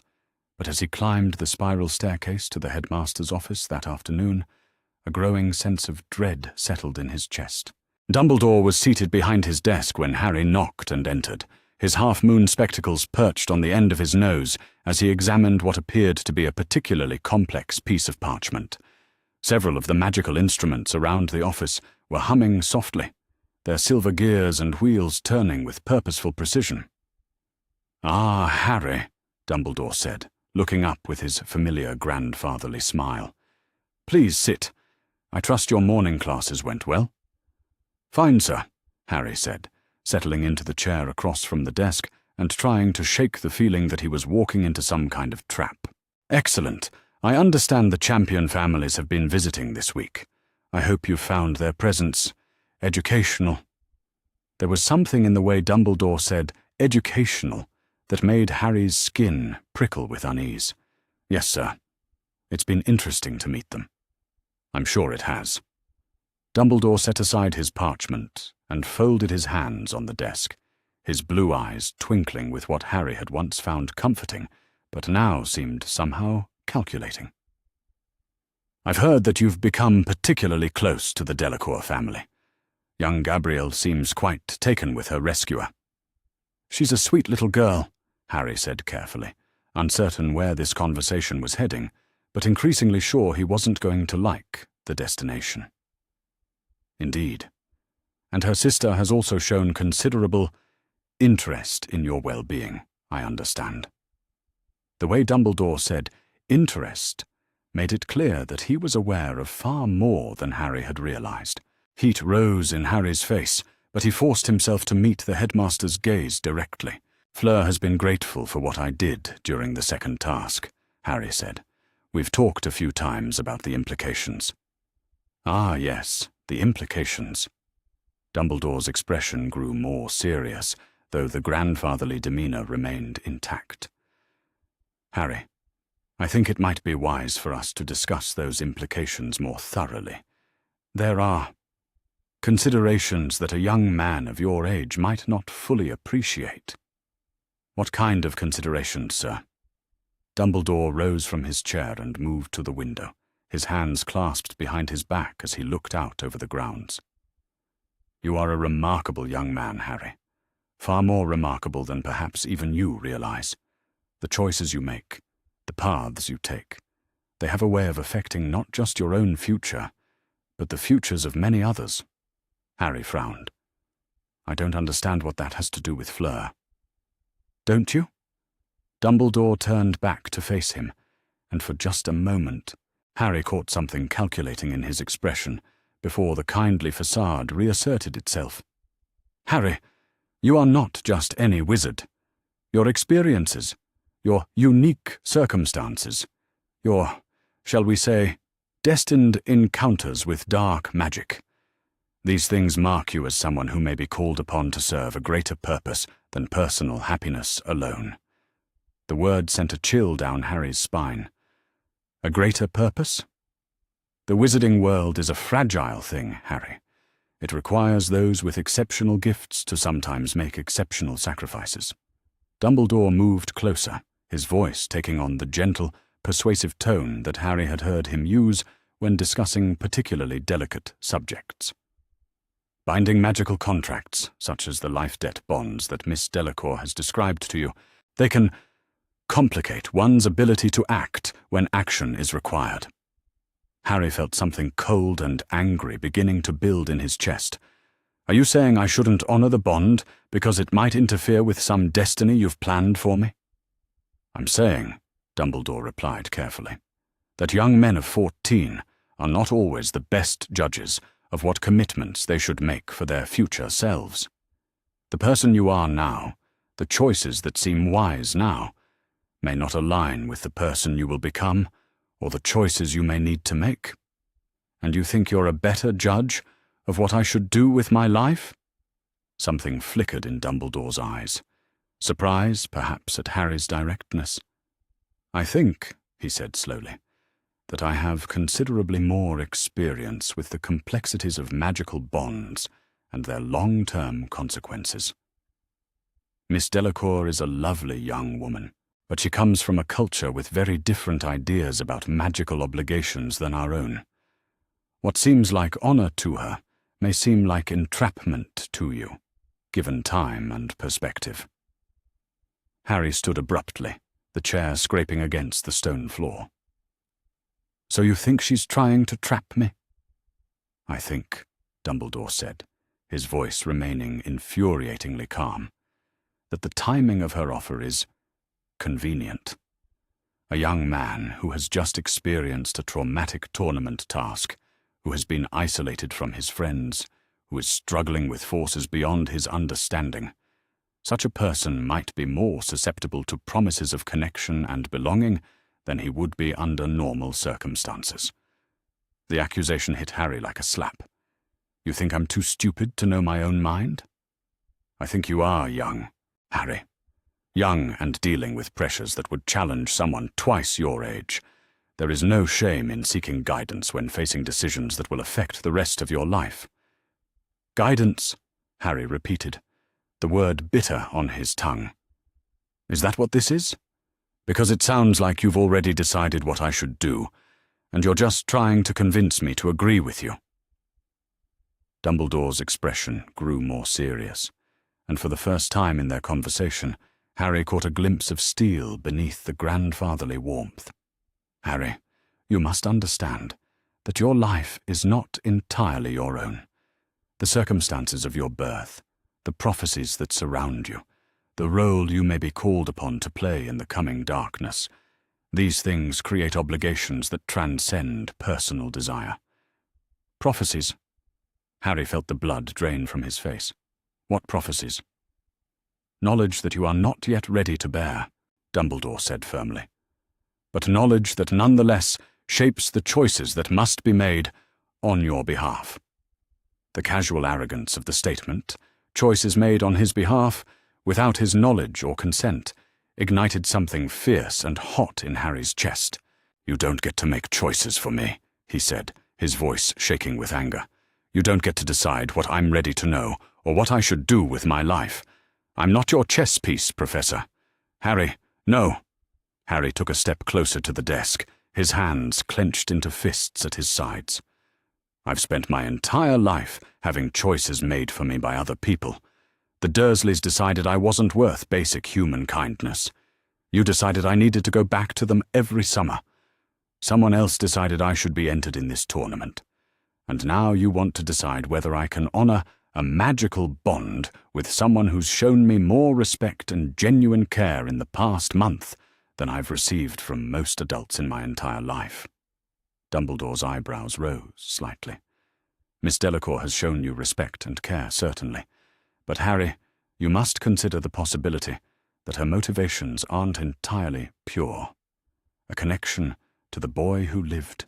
To someone with your fame and destiny, such a connection could be very valuable to an ambitious young woman. The suggestion that Fleur might be using him for fame or political advantage was so absurd, so completely at odds with everything Harry had learned about her and her family, that it actually made him laugh. A short, bitter sound that echoed strangely in the circular office. "You really don't understand, do you?"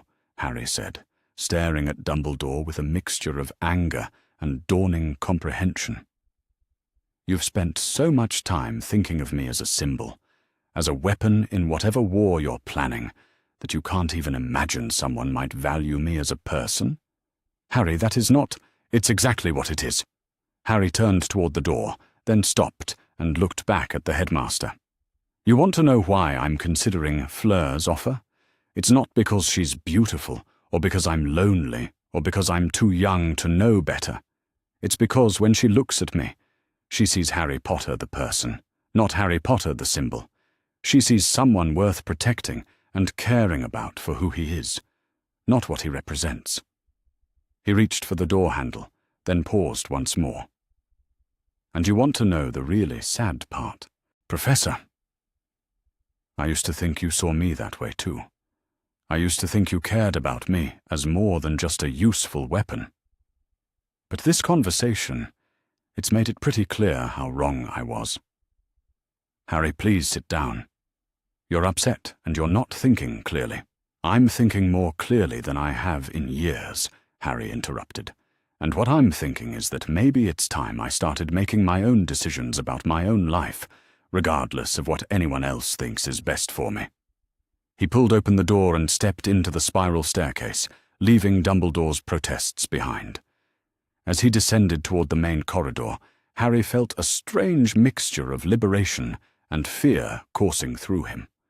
For the first time, he had seen past Dumbledore's grandfatherly mask to the manipulator underneath, the man who had been making decisions about Harry's life since before he could walk, who had placed him with the Dursleys and left him there despite knowing how he was treated, who apparently knew about prophecies concerning Harry's future, but had decided Harry wasn't ready to hear them.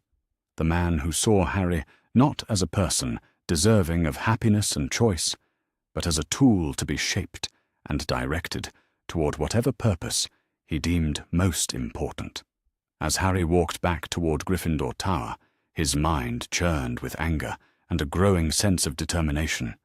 He thought about the warmth of the Delacour family dinner, about Fleur's confession that she was falling in love with him, about Gabrielle's simple, uncomplicated hero worship.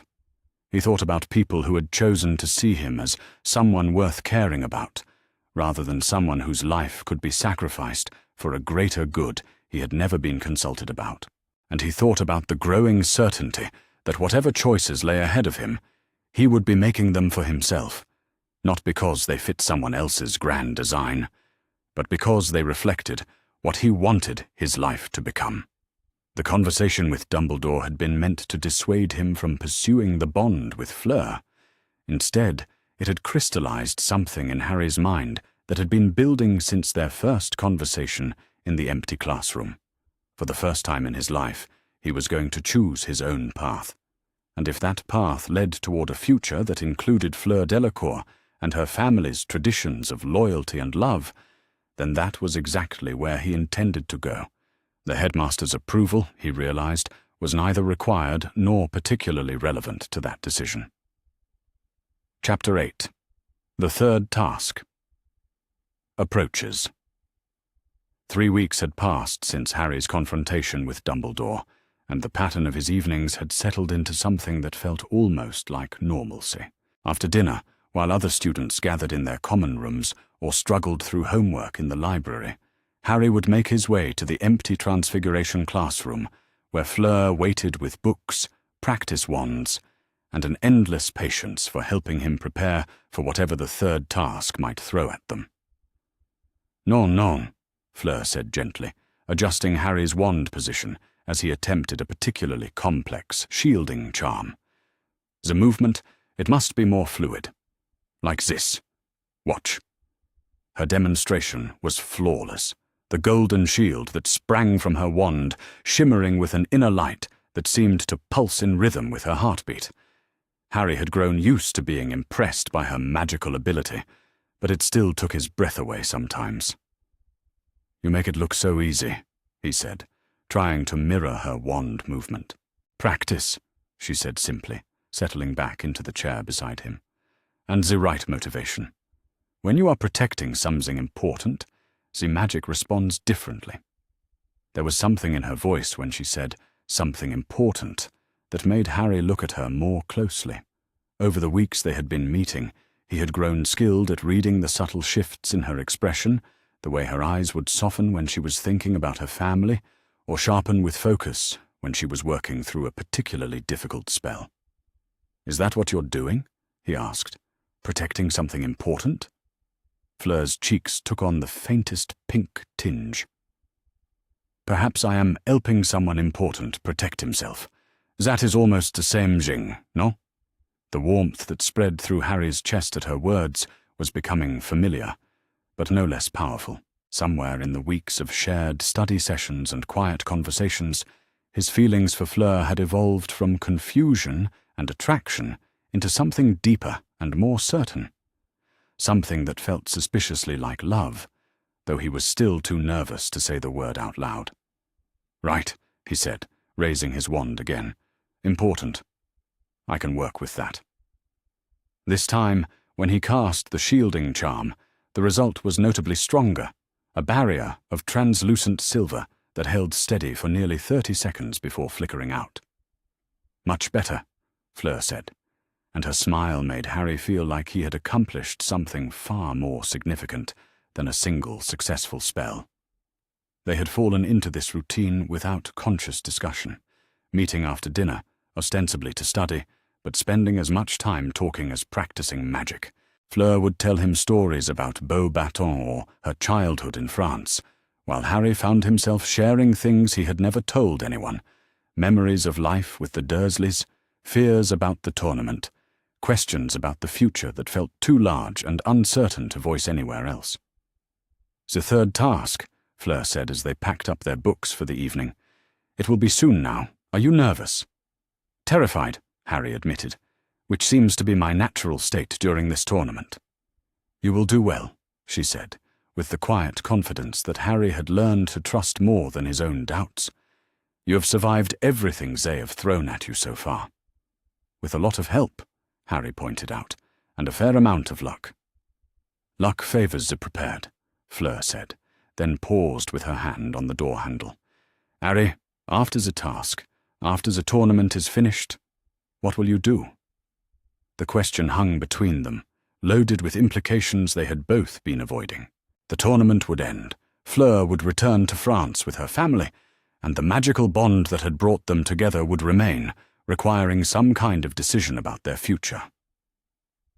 "I don't know," Harry said honestly. "I've been trying not to think about it." "Perhaps," Fleur said softly, "it is time we both started thinking about it." The next evening, instead of their usual classroom, Fleur led Harry outside to the grounds.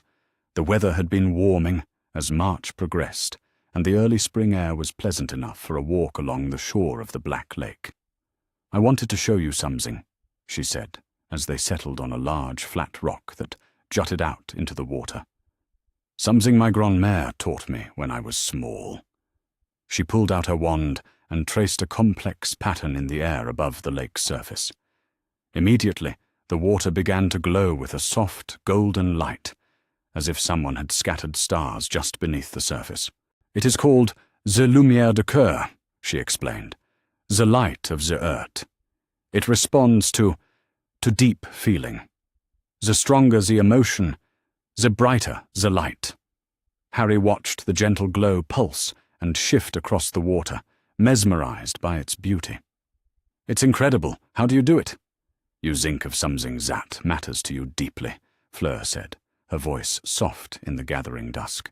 "Something that makes your earth feel full, and you let the magic carry that feeling into the world." As she spoke, the lights on the water brightened noticeably, swirling in patterns that seemed almost like a dance. Harry found himself wondering what Fleur was thinking about that could create such radiance. "Would you like to try?" she asked. Harry took his wand and attempted to copy the movement he had seen her make. At first, nothing happened. Then, as he let his mind drift to thoughts of Fleur's smile, of Gabrielle's fierce hugs, of the warmth he had felt during dinner with her family, a few tentative sparks of silver light appeared on the water's surface. "Very good," Fleur said, moving closer on the rock so their shoulders were touching. "What are you zinking about?" "You," Harry said, the word slipping out before he could stop himself. "Your family. The way you make me feel like I belong somewhere." The silver lights on the water brightened in response to his confession, joining with Fleur's golden glow to create something that looked like liquid starlight. "Harry," Fleur said softly, and when he turned to look at her, her face was closer than he had expected. Close enough that he could see the silver flecks in her blue eyes, could feel the warmth of her breath against his skin. "Yes." Instead of answering with words, she leaned forward and kissed him. It was soft and tentative at first, a question more than a statement. But when Harry responded, his free hand rising to cup her cheek, the kiss deepened into something that made the rest of the world fade away entirely. The lights on the water exploded into brilliant patterns of gold and silver, responding to the surge of emotion that neither of them was trying to hide anymore. When they finally broke apart, both breathing hard, the lake was ablaze with light. "I love you," Fleur whispered, her forehead resting against his. "Not because of the bond, not because of obligation or gratitude. Because you are brave and kind, and you see people for who they really are. And because when I am with you, I feel like the person I want to be." "I love you too," Harry said, the words feeling both terrifying and inevitable. "I think I've been falling in love with you since that first conversation. But I was too scared to admit it."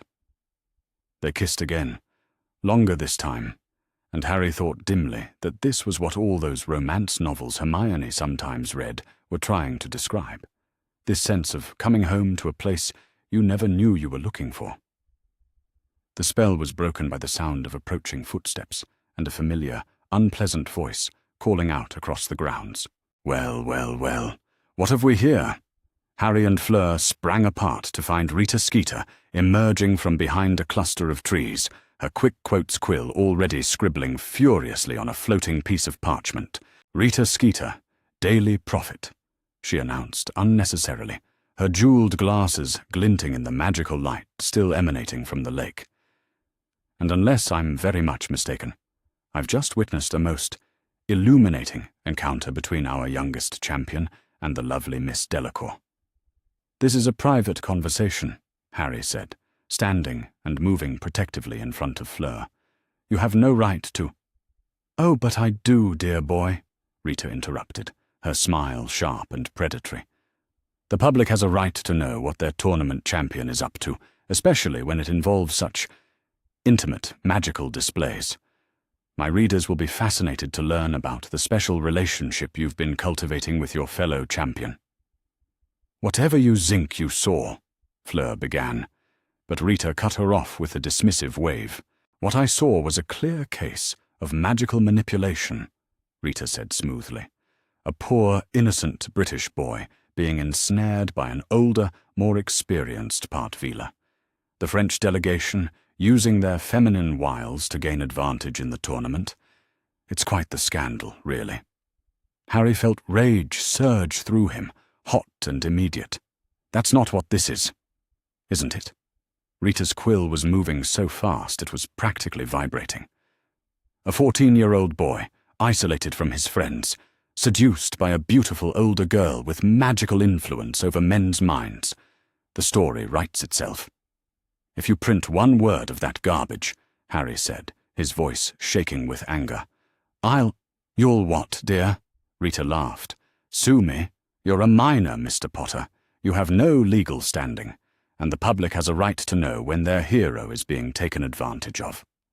She turned to go, her quill still scribbling, but Fleur's voice stopped her. Ms. Skeeter. Fleur's tone was pleasant, almost conversational, but there was something underneath it that made Harry's skin prickle.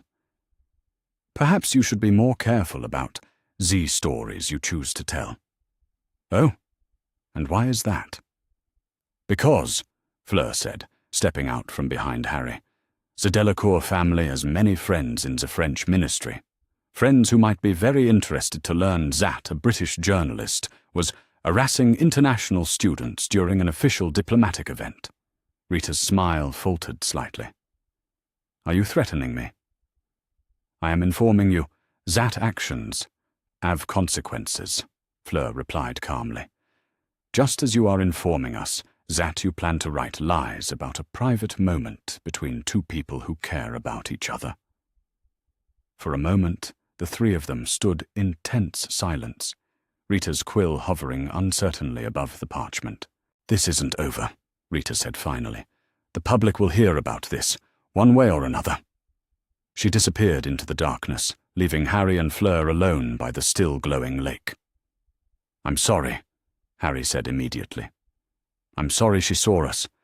I'm sorry she's going to write horrible things. I'm sorry. Harry. Fleur took his hand, her fingers warm and steady. Do you regret what happened tonight? The kiss? The things we said to each other? No, Harry said, without hesitation. Never. Then there is nothing to apologize for. Rita Skeeter can write whatever lies she wants. The people who matter, they know the truth. As they walked back toward the castle, Harry found himself thinking about what Rita had said, about him being manipulated, about Fleur taking advantage of him. The accusations stung, not because he believed them, but because he knew other people would.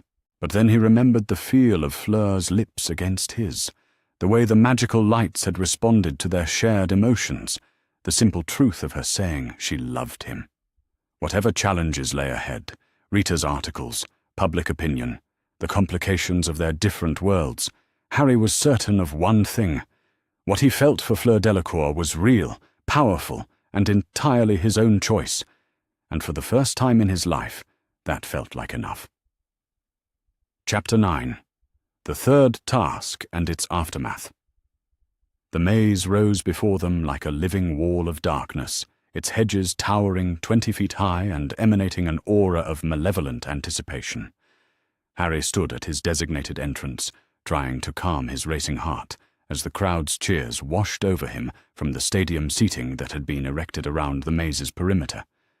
3 months ago, he had been terrified of facing a dragon. Now, as he waited for the signal to begin the third task, his fear felt different, more complex. It wasn't just about surviving whatever lay within the maze, it was about everything that would come after. His future with Fleur, the decisions he would have to make about the bond between them, the life he was finally beginning to build for himself. He caught sight of her in the champions section, her silver hair catching the last rays of the setting sun. She had insisted on being there, despite not competing in the final task herself, claiming she wanted to support all the remaining champions. But when their eyes met across the distance, the small smile she offered was meant only for him. Remember, she had told him during their final practice session the night before, the cup is not worth your life. Win if you can, but come back to me either way. The cannon that signaled the beginning of the task echoed across the grounds, and Harry plunged into the maze. The hedges closed behind him with an ominous rustle, cutting off the sounds of the crowd and plunging him into an eerie twilight. The path ahead twisted and branched, and Harry chose his direction based on instinct more than strategy, his wand held ready as he navigated between the towering walls of foliage. The maze was full of creatures and obstacles, blast-ended scroots that he managed to stun and bypass, a boggart that took the form of a dementor before he drove it away with a Patronus, a sphinx that posed a riddle he solved through careful reasoning rather than magical force. Each challenge passed in a blur of adrenaline and determination. But through it all, Harry found himself thinking not of victory, but of survival. Not of winning, but of keeping the promise he had made to Fleur to come back safely. When he heard Cedric's voice calling for help from somewhere deeper in the maze, Harry didn't hesitate. He followed the sound through a series of turns until he found the older boy trapped by what appeared to be enormous golden vines that were slowly constricting around his body. "Harry!" Cedric gasped as Harry appeared. "Thank Merlin, I've been stuck here for ages." Harry quickly cast a severing charm to cut through the vines, and Cedric scrambled to his feet, rubbing circulation back into his arms. "Thanks," Cedric said, looking genuinely grateful. "I owe you one." "We're even," Harry replied. "You helped me figure out the egg for the second task." They were about to part ways when they heard a scream from somewhere ahead, a sound of pure terror that made both boys freeze. "Fleur," Cedric said quietly. "That sounded like Fleur." But Harry knew it couldn't be Fleur. She wasn't competing in the third task. It had to be Crumb, probably facing something that had gotten the better of him. "Come on," Harry said, and they ran toward the sound together. They found Crumb sprawled unconscious near what appeared to be the center of the maze, his body twisted at an unnatural angle. Beyond him, gleaming in the fading light, sat the Triwizard Cup on a small raised platform. "Is he?" Cedric started to ask. Harry knelt beside Crumb and checked his pulse. "Unconscious but alive. We should get him out of here." "After we settle this," Cedric said, nodding toward the cup. "We both got here at the same time. We both deserve it." Harry looked at the trophy, then at Cedric, then at Crumb's unconscious form. The sensible thing would be to take the cup for himself. He had been through enough during this tournament to justify claiming victory. But Cedric had been trapped by those vines, probably for a long time, and he had still been willing to help investigate the scream they had heard. "Together," Harry said impulsively. "We'll take it together. Hogwarts wins either way." Cedric stared at him for a moment, then broke into a grin. "You know what? You're all right, Potter. Together it is." They approached the cup side by side and reached for it simultaneously. The moment their fingers touched the gleaming surface, Harry felt the familiar sensation of a portkey activating, that unmistakable hook behind his navel yanking him forward through space. But this wasn't supposed to be a portkey. The cup was supposed to transport the winner back to the beginning of the maze, not wherever they were going. They hit the ground hard in what appeared to be an old graveyard, rolling apart as they landed. Harry's scar immediately began to burn with an intensity that made him gasp and press his hand to his forehead. "Where are we?" Cedric asked, climbing to his feet and looking around at the moss-covered headstones and gnarled trees. "This isn't the stadium." Before Harry could answer, a voice called out from the darkness between the graves, a voice that made Harry's blood turn to ice. "Kill the spare." The words were spoken casually, as if ordering tea, but they carried a weight of evil that seemed to press against Harry's mind. He saw a short, rat-like man emerge from behind a large headstone, wand raised and pointed directly at Cedric. "Avada Kedavra!" The green light hit Cedric squarely in the chest, and Harry watched in frozen horror as the older boy's eyes went blank, and he crumpled to the ground like a discarded doll. Cedric was dead. Cedric Diggory, who had helped Harry with the golden egg, who had been willing to share the victory of the tournament, who had been alive and laughing just moments before, was dead. What followed was a nightmare that would haunt Harry for the rest of his life. The rat-like man, Wormtail, Harry realized with sick certainty, used Harry's blood in a ritual that brought Lord Voldemort back to full, terrible life. Harry watched, magically bound and unable to move, as the Dark Lord emerged from a cauldron like a grotesque birth, his red eyes blazing with triumph and malice. The Death Eaters came then, summoned by the dark mark that Voldemort sent into the sky, appearing one by one to kneel before their returned master. Harry heard names he recognized: Malfoy, Crabbe, Goyle, Nott, as Voldemort catalogued his followers and their failures during his absence. And then came the duel.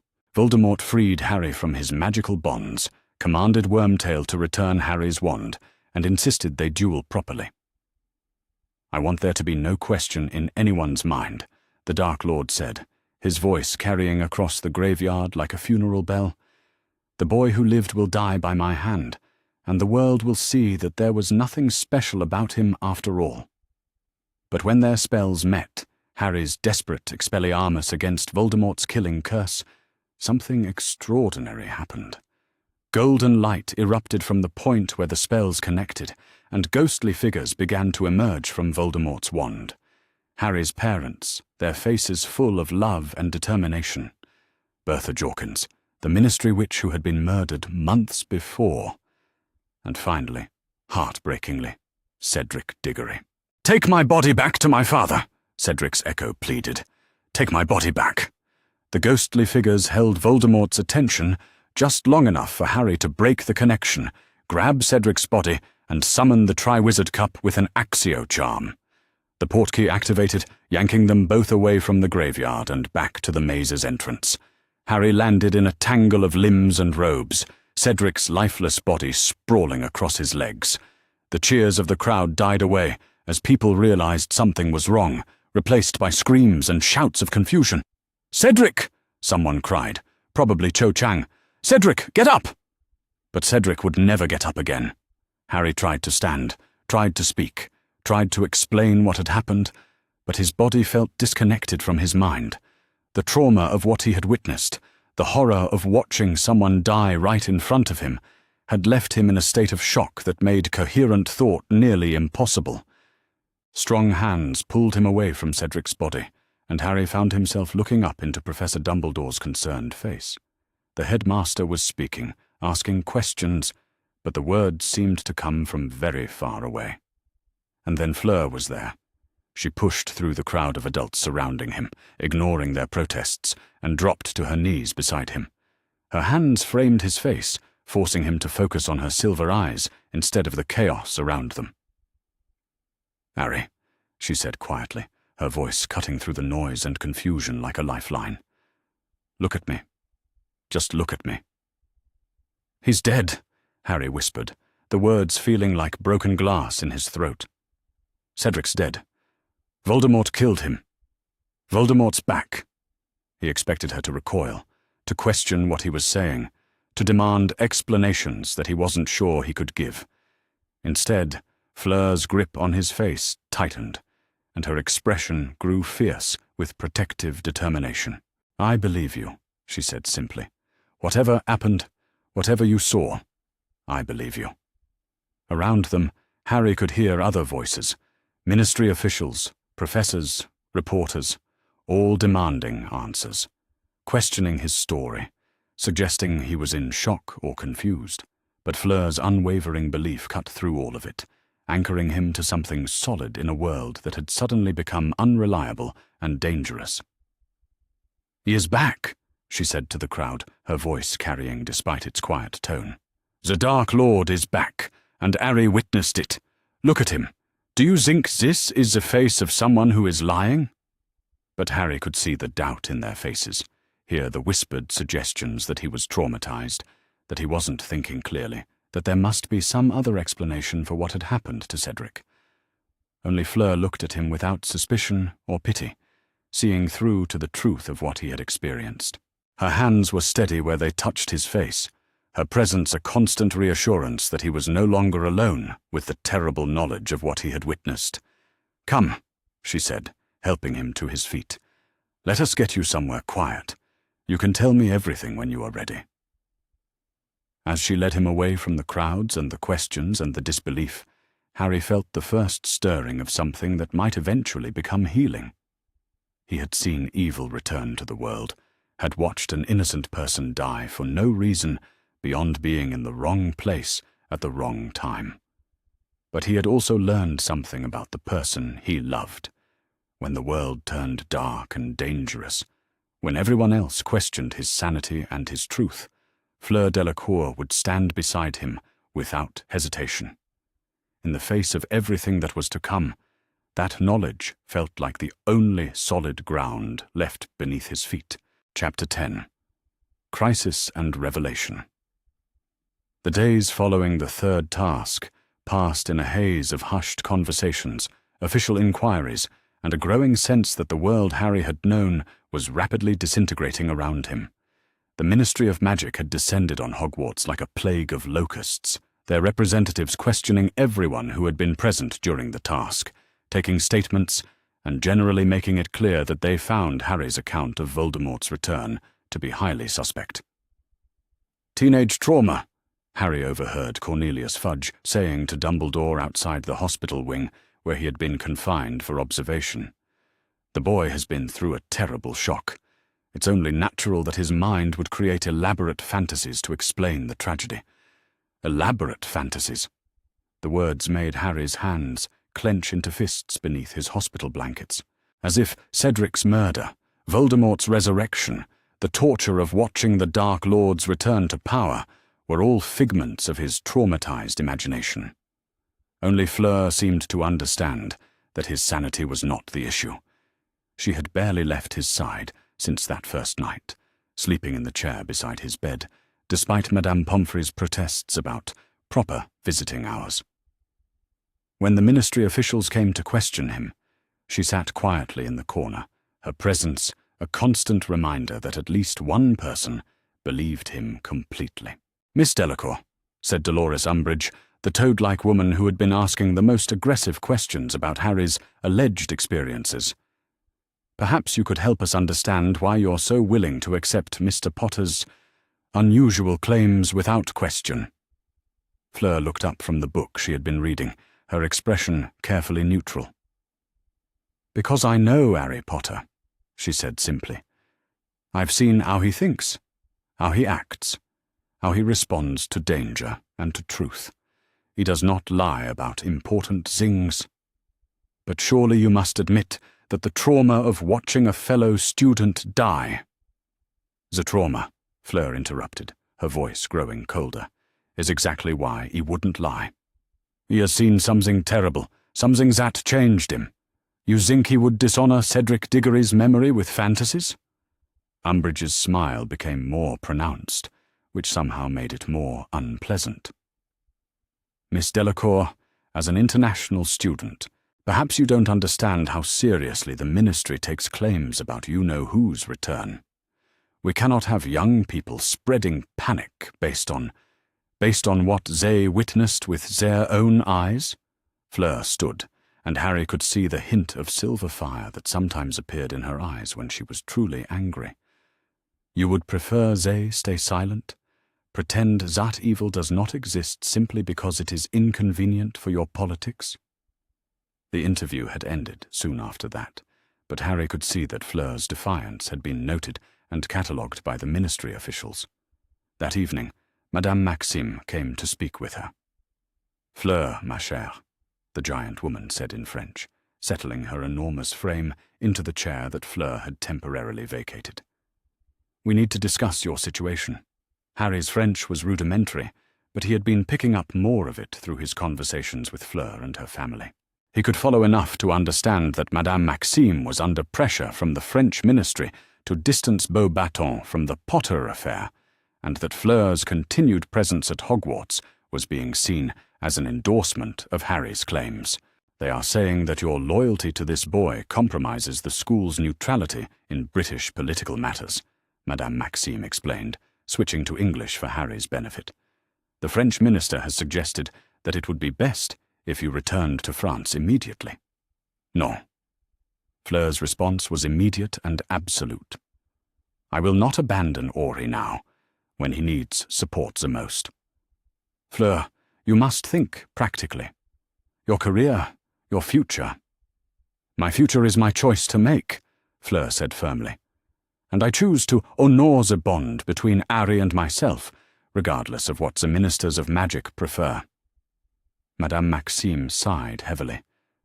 "I understand your feelings, mon enfant, but you must consider the larger implications. This is not just about personal loyalty. It is about international relations, about the delicate balance between magical governments." "Then perhaps," Fleur said quietly, "it is time that balance was upset."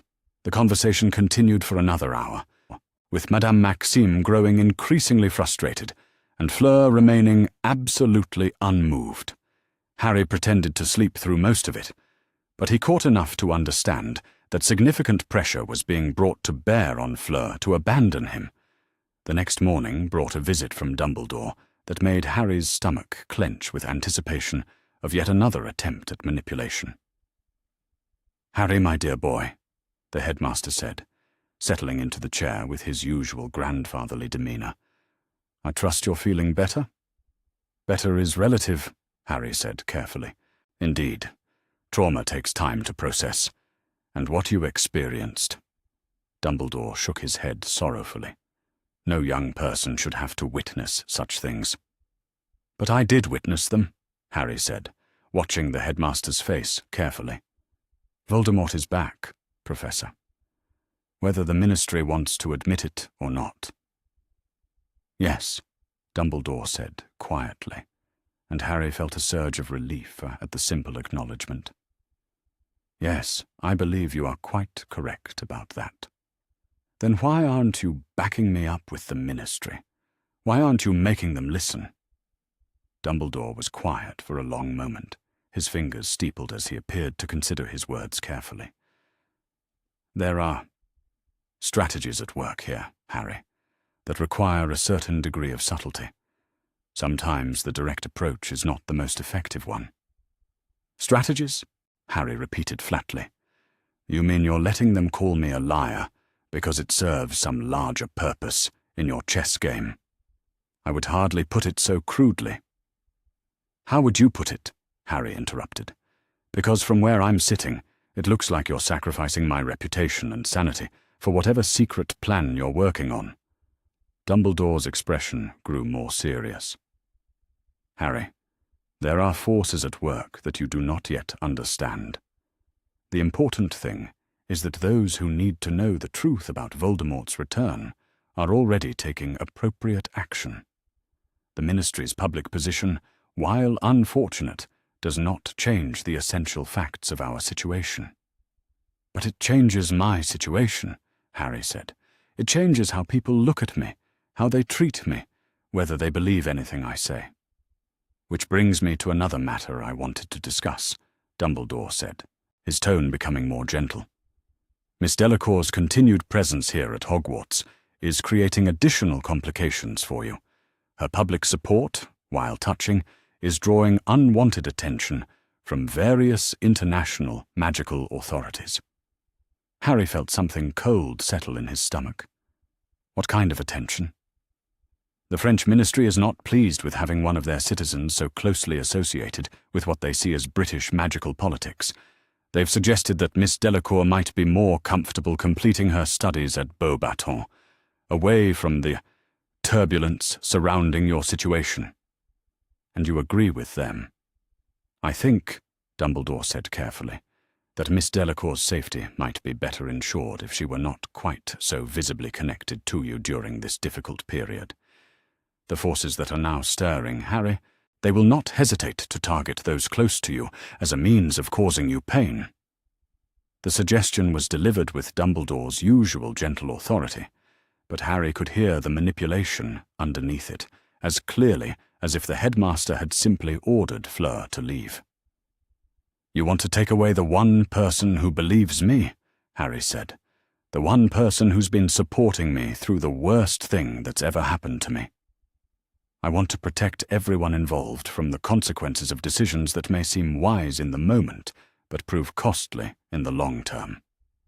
Before Harry could respond, the hospital wing doors swung open, and Fleur entered, carrying a tray of food from the great hall, and wearing the determined expression that Harry had learned meant she was prepared for a fight. "Professor Dumbledore," she said politely, setting the tray on Harry's bedside table. "I hope you are not here to suggest, once again, that I should abandon Harry for his own good. Miss Delacour, I understand your loyalty to Harry, but—" "No," Fleur said, turning to face the headmaster fully. "You do not understand. You think loyalty is something that can be turned on and off, based on convenience or political pressure. You think that when things become difficult, the reasonable response is to step away and protect yourself." She moved to stand beside Harry's bed, her hand resting lightly on his shoulder. But that is not what loyalty means in my family.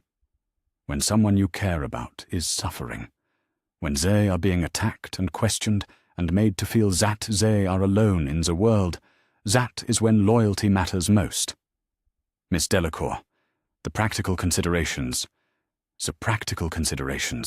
Fleur said, her voice growing stronger, are that Harry Potter witnessed the return of the most dangerous dark wizard in a century, and instead of being supported and believed, he is being called a liar by his own government.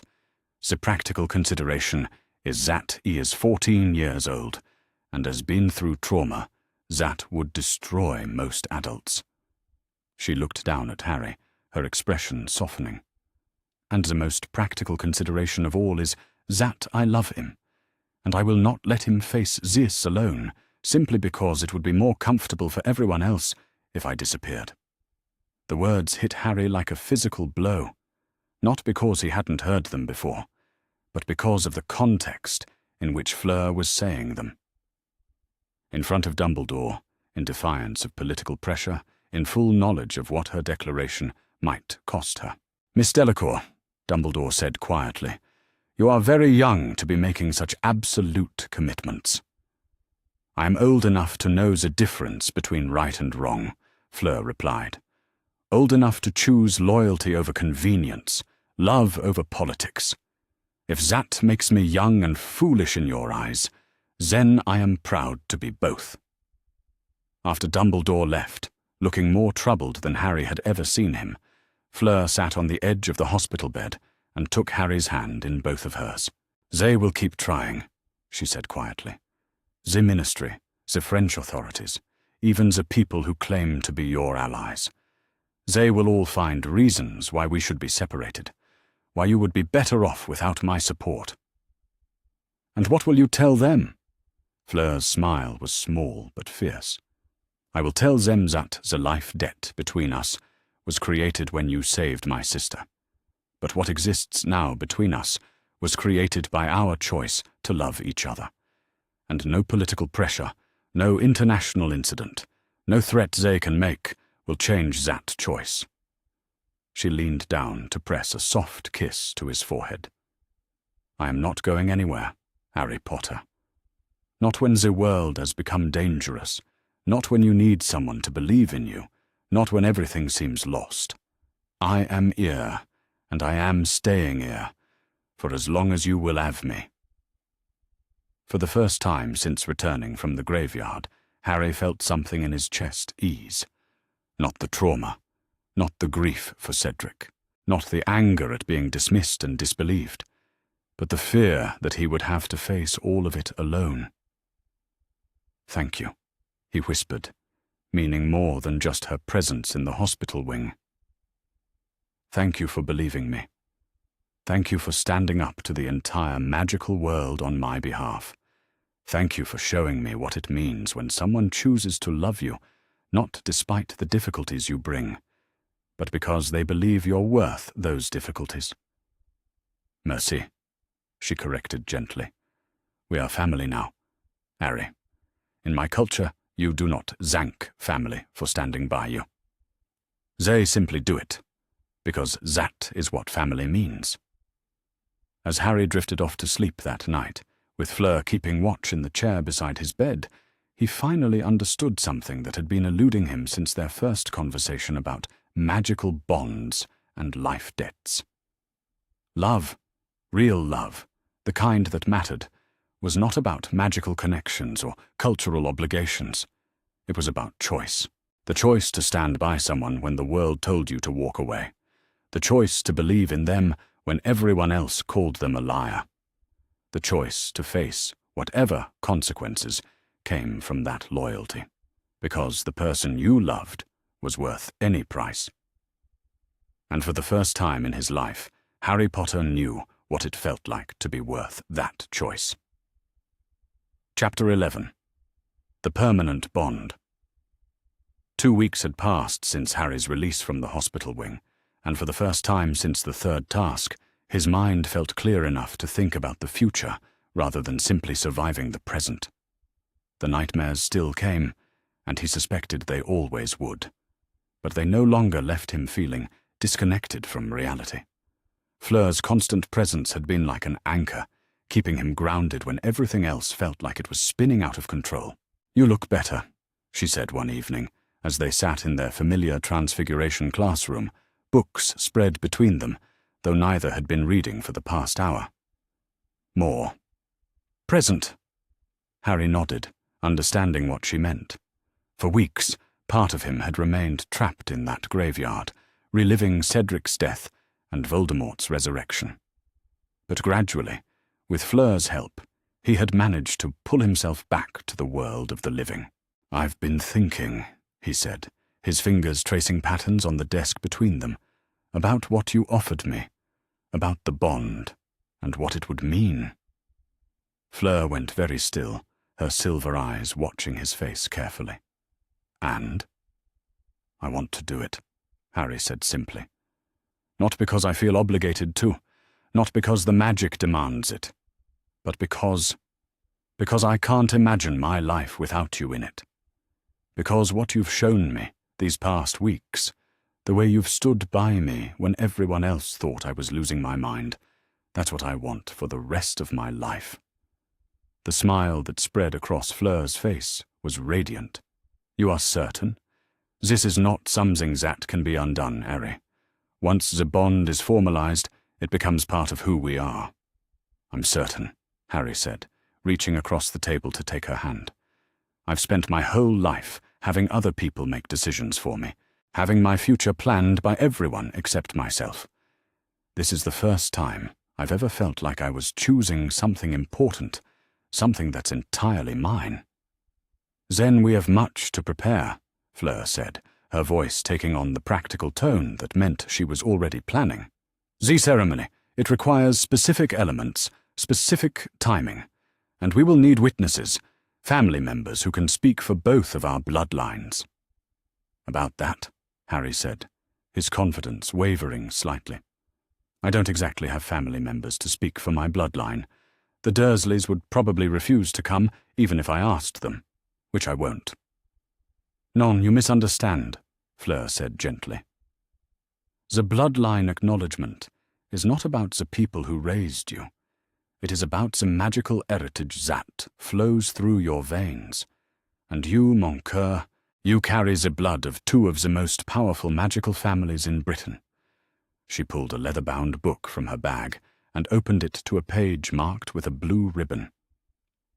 "I've been researching the requirements. For the Potter line, the magic will recognize any witch or wizard who can speak to the nobility and courage that defines your family's legacy. For the Evans line, the magic looks for someone who can attest to the love and sacrifice that has protected you." Harry stared at the page, reading about bloodline recognition and magical heritage. "So who could serve as witnesses for me?" "For the Potter line," Fleur said thoughtfully, "perhaps Professor McGonagall. She knew your father at school, and she has seen you demonstrate the same courage and nobility that marked his character. And for the Evans line, something tells me," Fleur said with a small smile, "that the magic itself will provide what is needed when the time comes. The bond we share, it exists because of the love and sacrifice your mother's magic wove into your very being. That power will not be silent when we call upon it." The ceremony was arranged for the following Saturday evening, in a private room that Professor Dumbledore had grudgingly provided when Fleur had formally requested it. Despite his obvious disapproval of their decision, the headmaster had been unable to refuse a properly submitted request for ceremonial space, especially when it was endorsed by the French delegation and supported by documented magical theory. Harry had asked Professor McGonagall to serve as witness for the Potter line, and after a long conversation about the seriousness of magical bonds and the responsibilities they entailed, she had agreed. "Potter," she had said in her crisp Scottish accent, "you have shown throughout your time at this school that you possess the same reckless courage that defined your father, tempered by the protective instinct that was your mother's greatest gift. If you choose to bind that heritage to Miss Delacour's family line, I will speak for the magic that runs in your veins. The room Dumbledore provided was circular, with tall windows that let in the last light of the setting sun. The Delacour family had arrived early to arrange the ceremonial elements: white candles that cast soft, steady light, bowls of water drawn from the black lake where Harry had first saved Gabrielle, sprigs of lavender that filled the air with gentle fragrance, and a length of silver cord that seemed to shimmer with its own inner light. "The cord," Monsieur Delacour explained to Harry as they prepared for the ceremony to begin. "It is woven with strands of unicorn tail, air, and phoenix feather. It will bind your magics together and then dissolve, leaving Zoo connection as part of your natural magical signature." Harry nodded, trying to calm the nervous excitement that was making his hands shake. This was really happening. After months of uncertainty, of political pressure and magical complications, he was about to permanently bind his life to Fleur's. "You look terrified," Gabrielle said, appearing at his elbow with the fearless directness that Harry had come to associate with her. "Are you afraid of my sister?" "No," Harry said, smiling down at her. "I'm afraid of making a mistake, of not being worthy of her." "That is silly," Gabrielle declared. "You saved my life. That makes you the best person in the world, and my sister is lucky to have you." Before Harry could respond, Madame Delacour called for the ceremony to begin. They arranged themselves in a circle, Harry and Fleur in the centre, the Delacour parents and Gabrielle forming one arc, Professor McGonagall standing alone to represent Harry's heritage.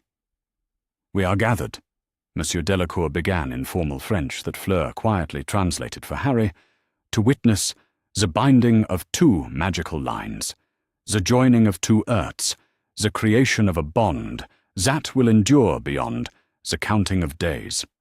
The ceremony that followed was unlike anything Harry had ever experienced. There were words to be spoken, vows that Fleur had helped him practice, declarations of intent and commitment that felt heavy with magical power. There were actions to be performed, the joining of their hands over the bowl of lake water, the lighting of candles with their combined magic, the binding of their wrists with the silver cord.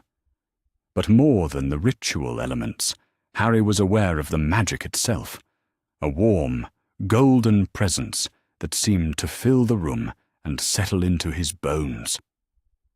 As they spoke the final words of the ceremony, he felt something shift inside him, as if a missing piece of himself had suddenly clicked into place. "By water and flame, by earth and air," Fleur said, her voice carrying clearly through the candlelit space, "I bind my magic to yours, my earth to yours, my future to yours. What the gods have woven together, let none tear asunder." "By courage and love, by sacrifice and choice," Harry responded, the words feeling both foreign and completely natural on his tongue. "I bind my magic to yours, my heart to yours, my future to yours. What the gods have woven together, let none tear asunder." The silver cord around their wrists began to glow, brighter and brighter, until Harry had to close his eyes against the radiance. He felt the magic pouring through him, not just his own power, but Fleur's as well, their two magical signatures weaving together like threads in a tapestry. The sensation was overwhelming and perfect, like coming home to a place he had never known he was searching for. When the light faded and he opened his eyes, the cord was gone, but the connection remained. He could feel Fleur's presence in his mind, her emotions touching his like a gentle hand on his shoulder. Not intrusive, not controlling, but simply there. A constant reminder that he was no longer alone. "How do you feel?" Fleur asked, her own eyes wide with wonder. "Complete," Harry said, and meant it with every fibre of his being.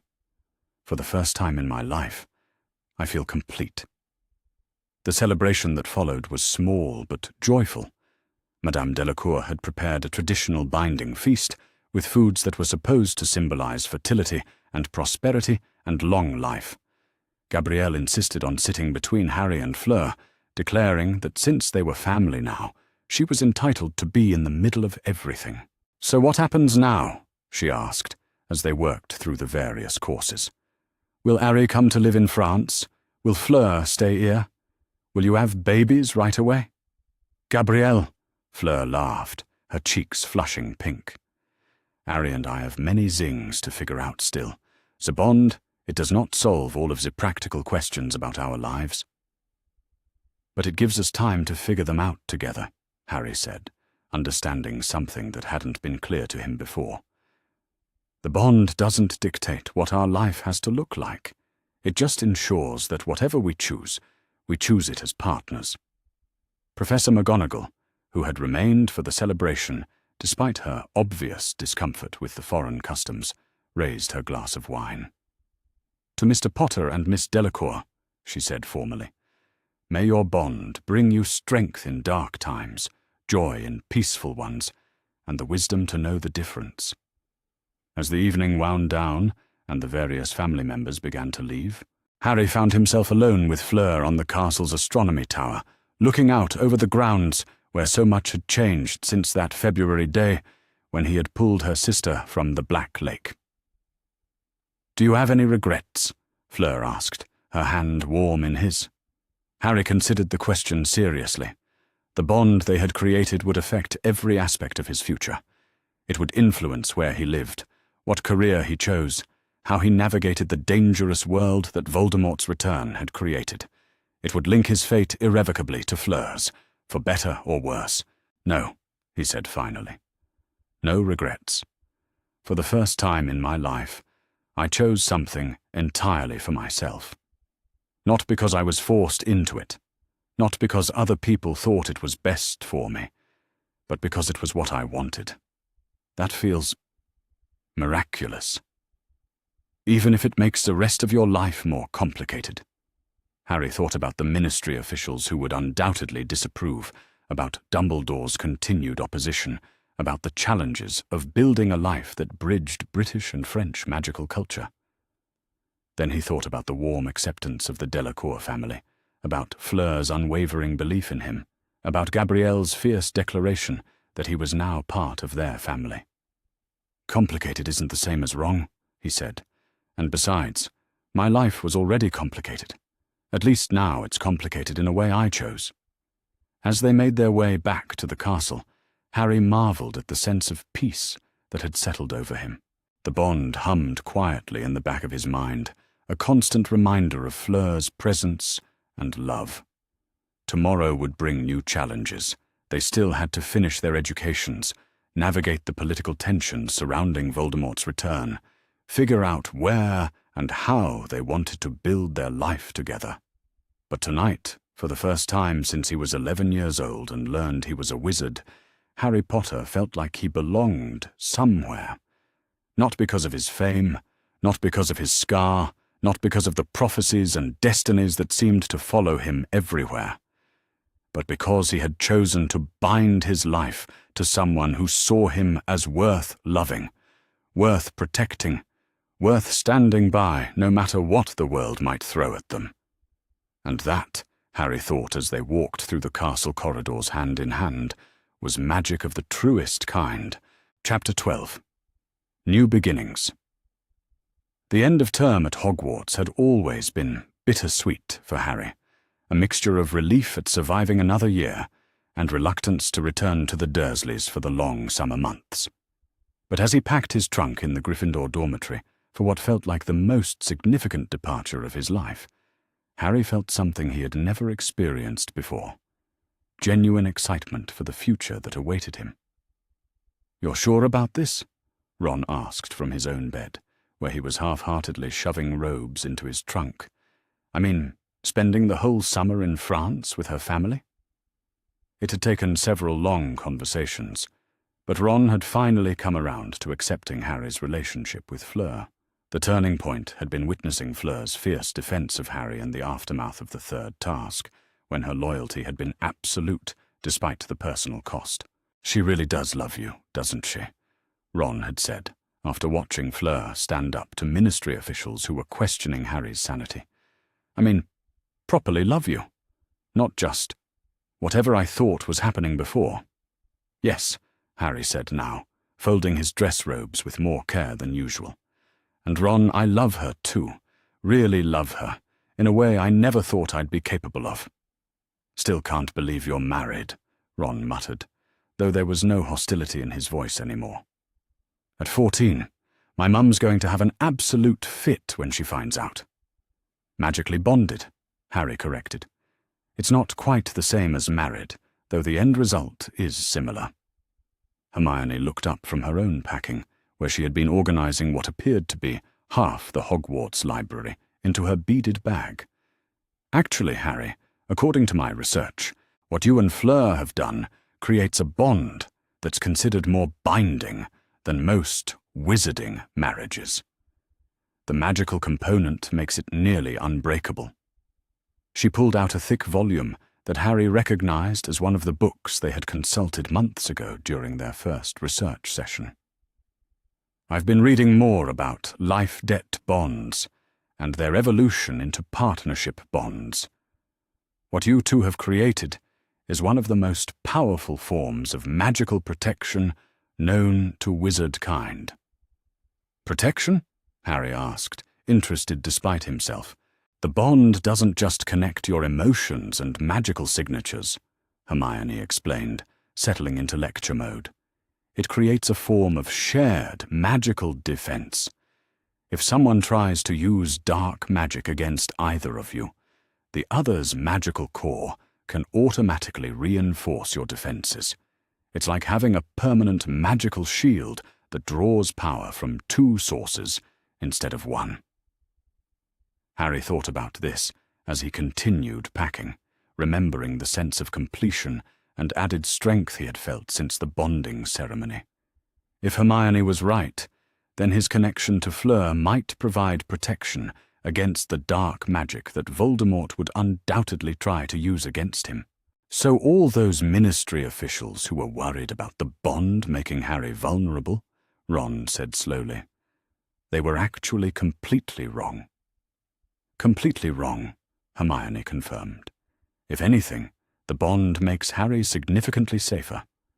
Though I suppose they couldn't have known that without doing the proper research." A knock on the dormitory door interrupted their conversation, and Neville poked his head inside. "Harry, there's someone here to see you. Says her name is Fleur." Harry's heart lifted at the mention of her name, the bond between them humming with warm recognition. Even though they had seen each other at breakfast just a few hours ago, being apart still felt strange and incomplete. He found Fleur waiting in the common room, looking somewhat out of place among the red and gold decorations, but perfectly at ease nonetheless. She had clearly come to help him with the transition to summer plans, and Harry felt a surge of gratitude for her thoughtfulness. "Ready for the great adventure?" she asked with a smile, gesturing toward his trunk. "Maman has been preparing the guest room for weeks. She is very excited to have you with us for the summer." "Are you sure your parents don't mind?" Harry asked, still struggling to believe that a family would actually want him around for months at a time. "I mean, it's a long time to have a house guest." Fleur's expression grew tender. "Harry, you are not a guest. You are family. The bond we share, it makes you as much a part of the Delacour family as if you had been born into it. Maman and Papa, they understand this. Gabrielle certainly understands it. She has been planning activities for you since the day after the rose ceremony." The warmth that spread through Harry's chest at her words was becoming familiar, but no less powerful. He was going to spend the summer with people who actually wanted him there, who saw his presence as a gift rather than a burden. "What about the Dursleys?" Ron asked. "Won't they be expecting you?" "I sent them a letter explaining that I wouldn't be coming back this summer," Harry said. "I think Uncle Vernon was actually relieved. One less freak in his house to worry about." "And Dumbledore approved this arrangement?" Hermione asked, her practical nature asserting itself. "Professor Dumbledore was less than enthusiastic," Harry admitted. "He suggested that the blood protections at Privet Drive were important for my safety, But when I pointed out that the magical bond with Fleur provides even stronger protection, and that I would be living with a family of trained witches and wizards, rather than muggles who hate magic, he couldn't really argue against it. What Harry didn't mention was the larger conversation he had had with Dumbledore about his future plans. The headmaster had clearly expected Harry to remain under his guidance and direction, following whatever path Dumbledore deemed appropriate. The discovery that Harry was now magically bound to a French family with their own traditions and priorities had obviously disrupted whatever long-term plans were in motion. "I understand your desire for independence, Harry," Dumbledore had said during their final meeting of the term. "But you must remember that there are larger forces at work, prophecies and destinies that cannot be ignored simply because they are inconvenient." "Then maybe it's time you told me about these prophecies," Harry had replied. "If my destiny is so important, don't I have a right to know what it is?" But Dumbledore had deflected, as always, insisting that Harry wasn't ready for such knowledge yet. The conversation had ended with an uncomfortable détente. Harry would go to France for the summer, but he would return to Hogwarts in the fall and continue his education under Dumbledore's guidance. It wasn't a perfect solution, but it was a start. For the first time, Harry had asserted his right to make decisions about his own life, even in the face of Dumbledore's disapproval. "The carriage is waiting," Fleur said, checking the delicate watch on her wrist. "We should go if we want to catch the portkey to France." As they made their way through the castle corridors one last time, Harry reflected on everything that had changed since that February afternoon when Fleur had first approached him about the life debt. He had entered that conversation as someone who felt isolated and uncertain, whose life seemed to be entirely controlled by external forces. He was leaving Hogwarts as someone who had chosen his own path, who belonged to a family that valued him, who had learned what it meant to love and be loved in return. The bond between him and Fleur pulsed gently in his awareness, a constant reminder that he was no longer alone in facing whatever challenges lay ahead. Voldemort had returned, and Harry knew that darker times were coming, but he would face them as part of a family, with someone who had chosen to stand by his side, not because of prophecy or obligation, but because she loved him. "Nervous?" Fleur asked, as they approached the carriage that would take them to the portkey departure point.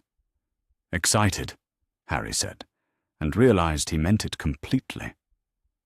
"For the first time in my life, I'm excited about the future instead of just trying to survive it."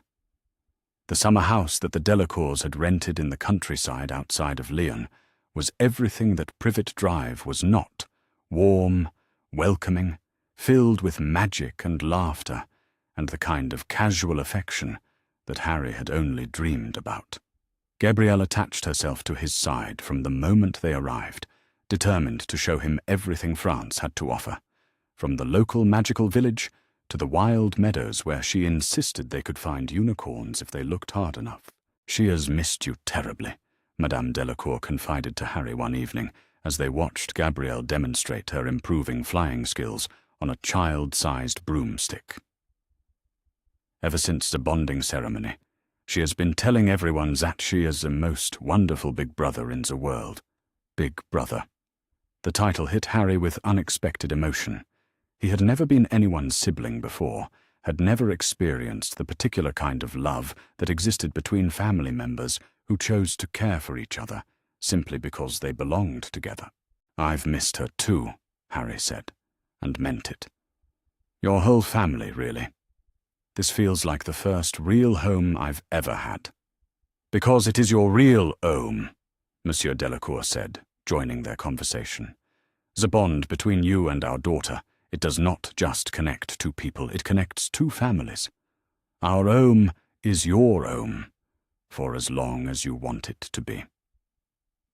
As the summer progressed, Harry found himself settling into a routine that felt natural and healing. Mornings were spent helping Gabrielle with her magic lessons, watching her face light up with delight when she successfully performed a spell that had been giving her trouble. Afternoons were often devoted to exploring the French magical community with Fleur, learning about traditions and customs that were both similar to and utterly different from what he had known in Britain. Evenings were for family dinners that stretched for hours, with conversation flowing between French and English as naturally as breathing. Harry's French was improving rapidly under Gabriel's enthusiastic tutelage, and he found himself thinking in the language more often as the weeks passed. But perhaps most importantly, the time in France was healing the deeper wounds that the past year had left in his heart. The trauma of the third task and its aftermath was still there, but it no longer dominated his thoughts. The bond with Fleur provided a constant sense of safety and belonging that allowed him to process the difficult emotions without feeling overwhelmed by them. "You are different," Fleur observed one evening as they walked along the path that bordered the property, the setting sun painting the sky in shades of gold and rose. "Calmer. More yourself, if that makes sense." "It does make sense," Harry said, taking her hand as they paused to watch fireflies beginning to dance in the gathering dusk. "I think for the first time in my life, I'm not waiting for the other shoe to drop. I'm not constantly looking over my shoulder, waiting for the next disaster or the next person to decide what my life should look like. And yet the future, it still holds many challenges," Fleur said quietly. "Voldemort's return will bring darkness that none of us can fully anticipate. The political situation in Britain will only grow more complicated. Your education at Hogwarts will continue under Dumbledore's watchful eye." "I know," Harry said, leaning back against the fence post and pulling Fleur closer to him. "But I'll face all of that as someone who belongs somewhere, who has people who believe in him and support his choices. That changes everything." He thought about the letters he had been exchanging with Ron and Hermione, about their plans for fifth year and the challenges it might bring. He thought about the inevitable confrontations with Dumbledore over Harry's growing independence and the larger struggle against the dark forces that Voldemort's return had unleashed. But more than anything, he thought about the warm, secure feeling of the bond that connected him to Fleur, and the knowledge that whatever came next, they would face it together. "Do you ever regret it?" he asked. "The bond, I mean? The way it's changed your life, tied your future to mine?" Fleur was quiet for a moment, her thumb tracing gentle circles over his knuckles. "Do you know what I regret, Harry?" she said finally. "I regret that it took a life debt to bring us together. I regret that we needed the magic to show us what we might have found on our own, if we'd been brave enough to look."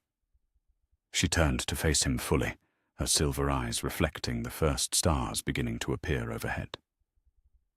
"But the bond itself? The life we are building together? The family we have become? I regret none of that. Not one moment." As they walked back toward the house, where golden light spilled from the windows and the sound of Gabrielle practicing piano drifted across the garden, Harry felt a deep sense of contentment settle over him.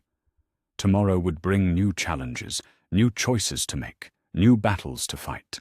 But tonight, he was exactly where he belonged, with people who loved him, in a place that welcomed him, building a future that was entirely his own choice. The life debt that had brought them together had been transformed into something far more powerful and enduring. A bond chosen freely, maintained by love, and strengthened by the daily decision to build a life together. And in the end, Harry thought, as Fleur's hand warm in his, that was the truest magic of all.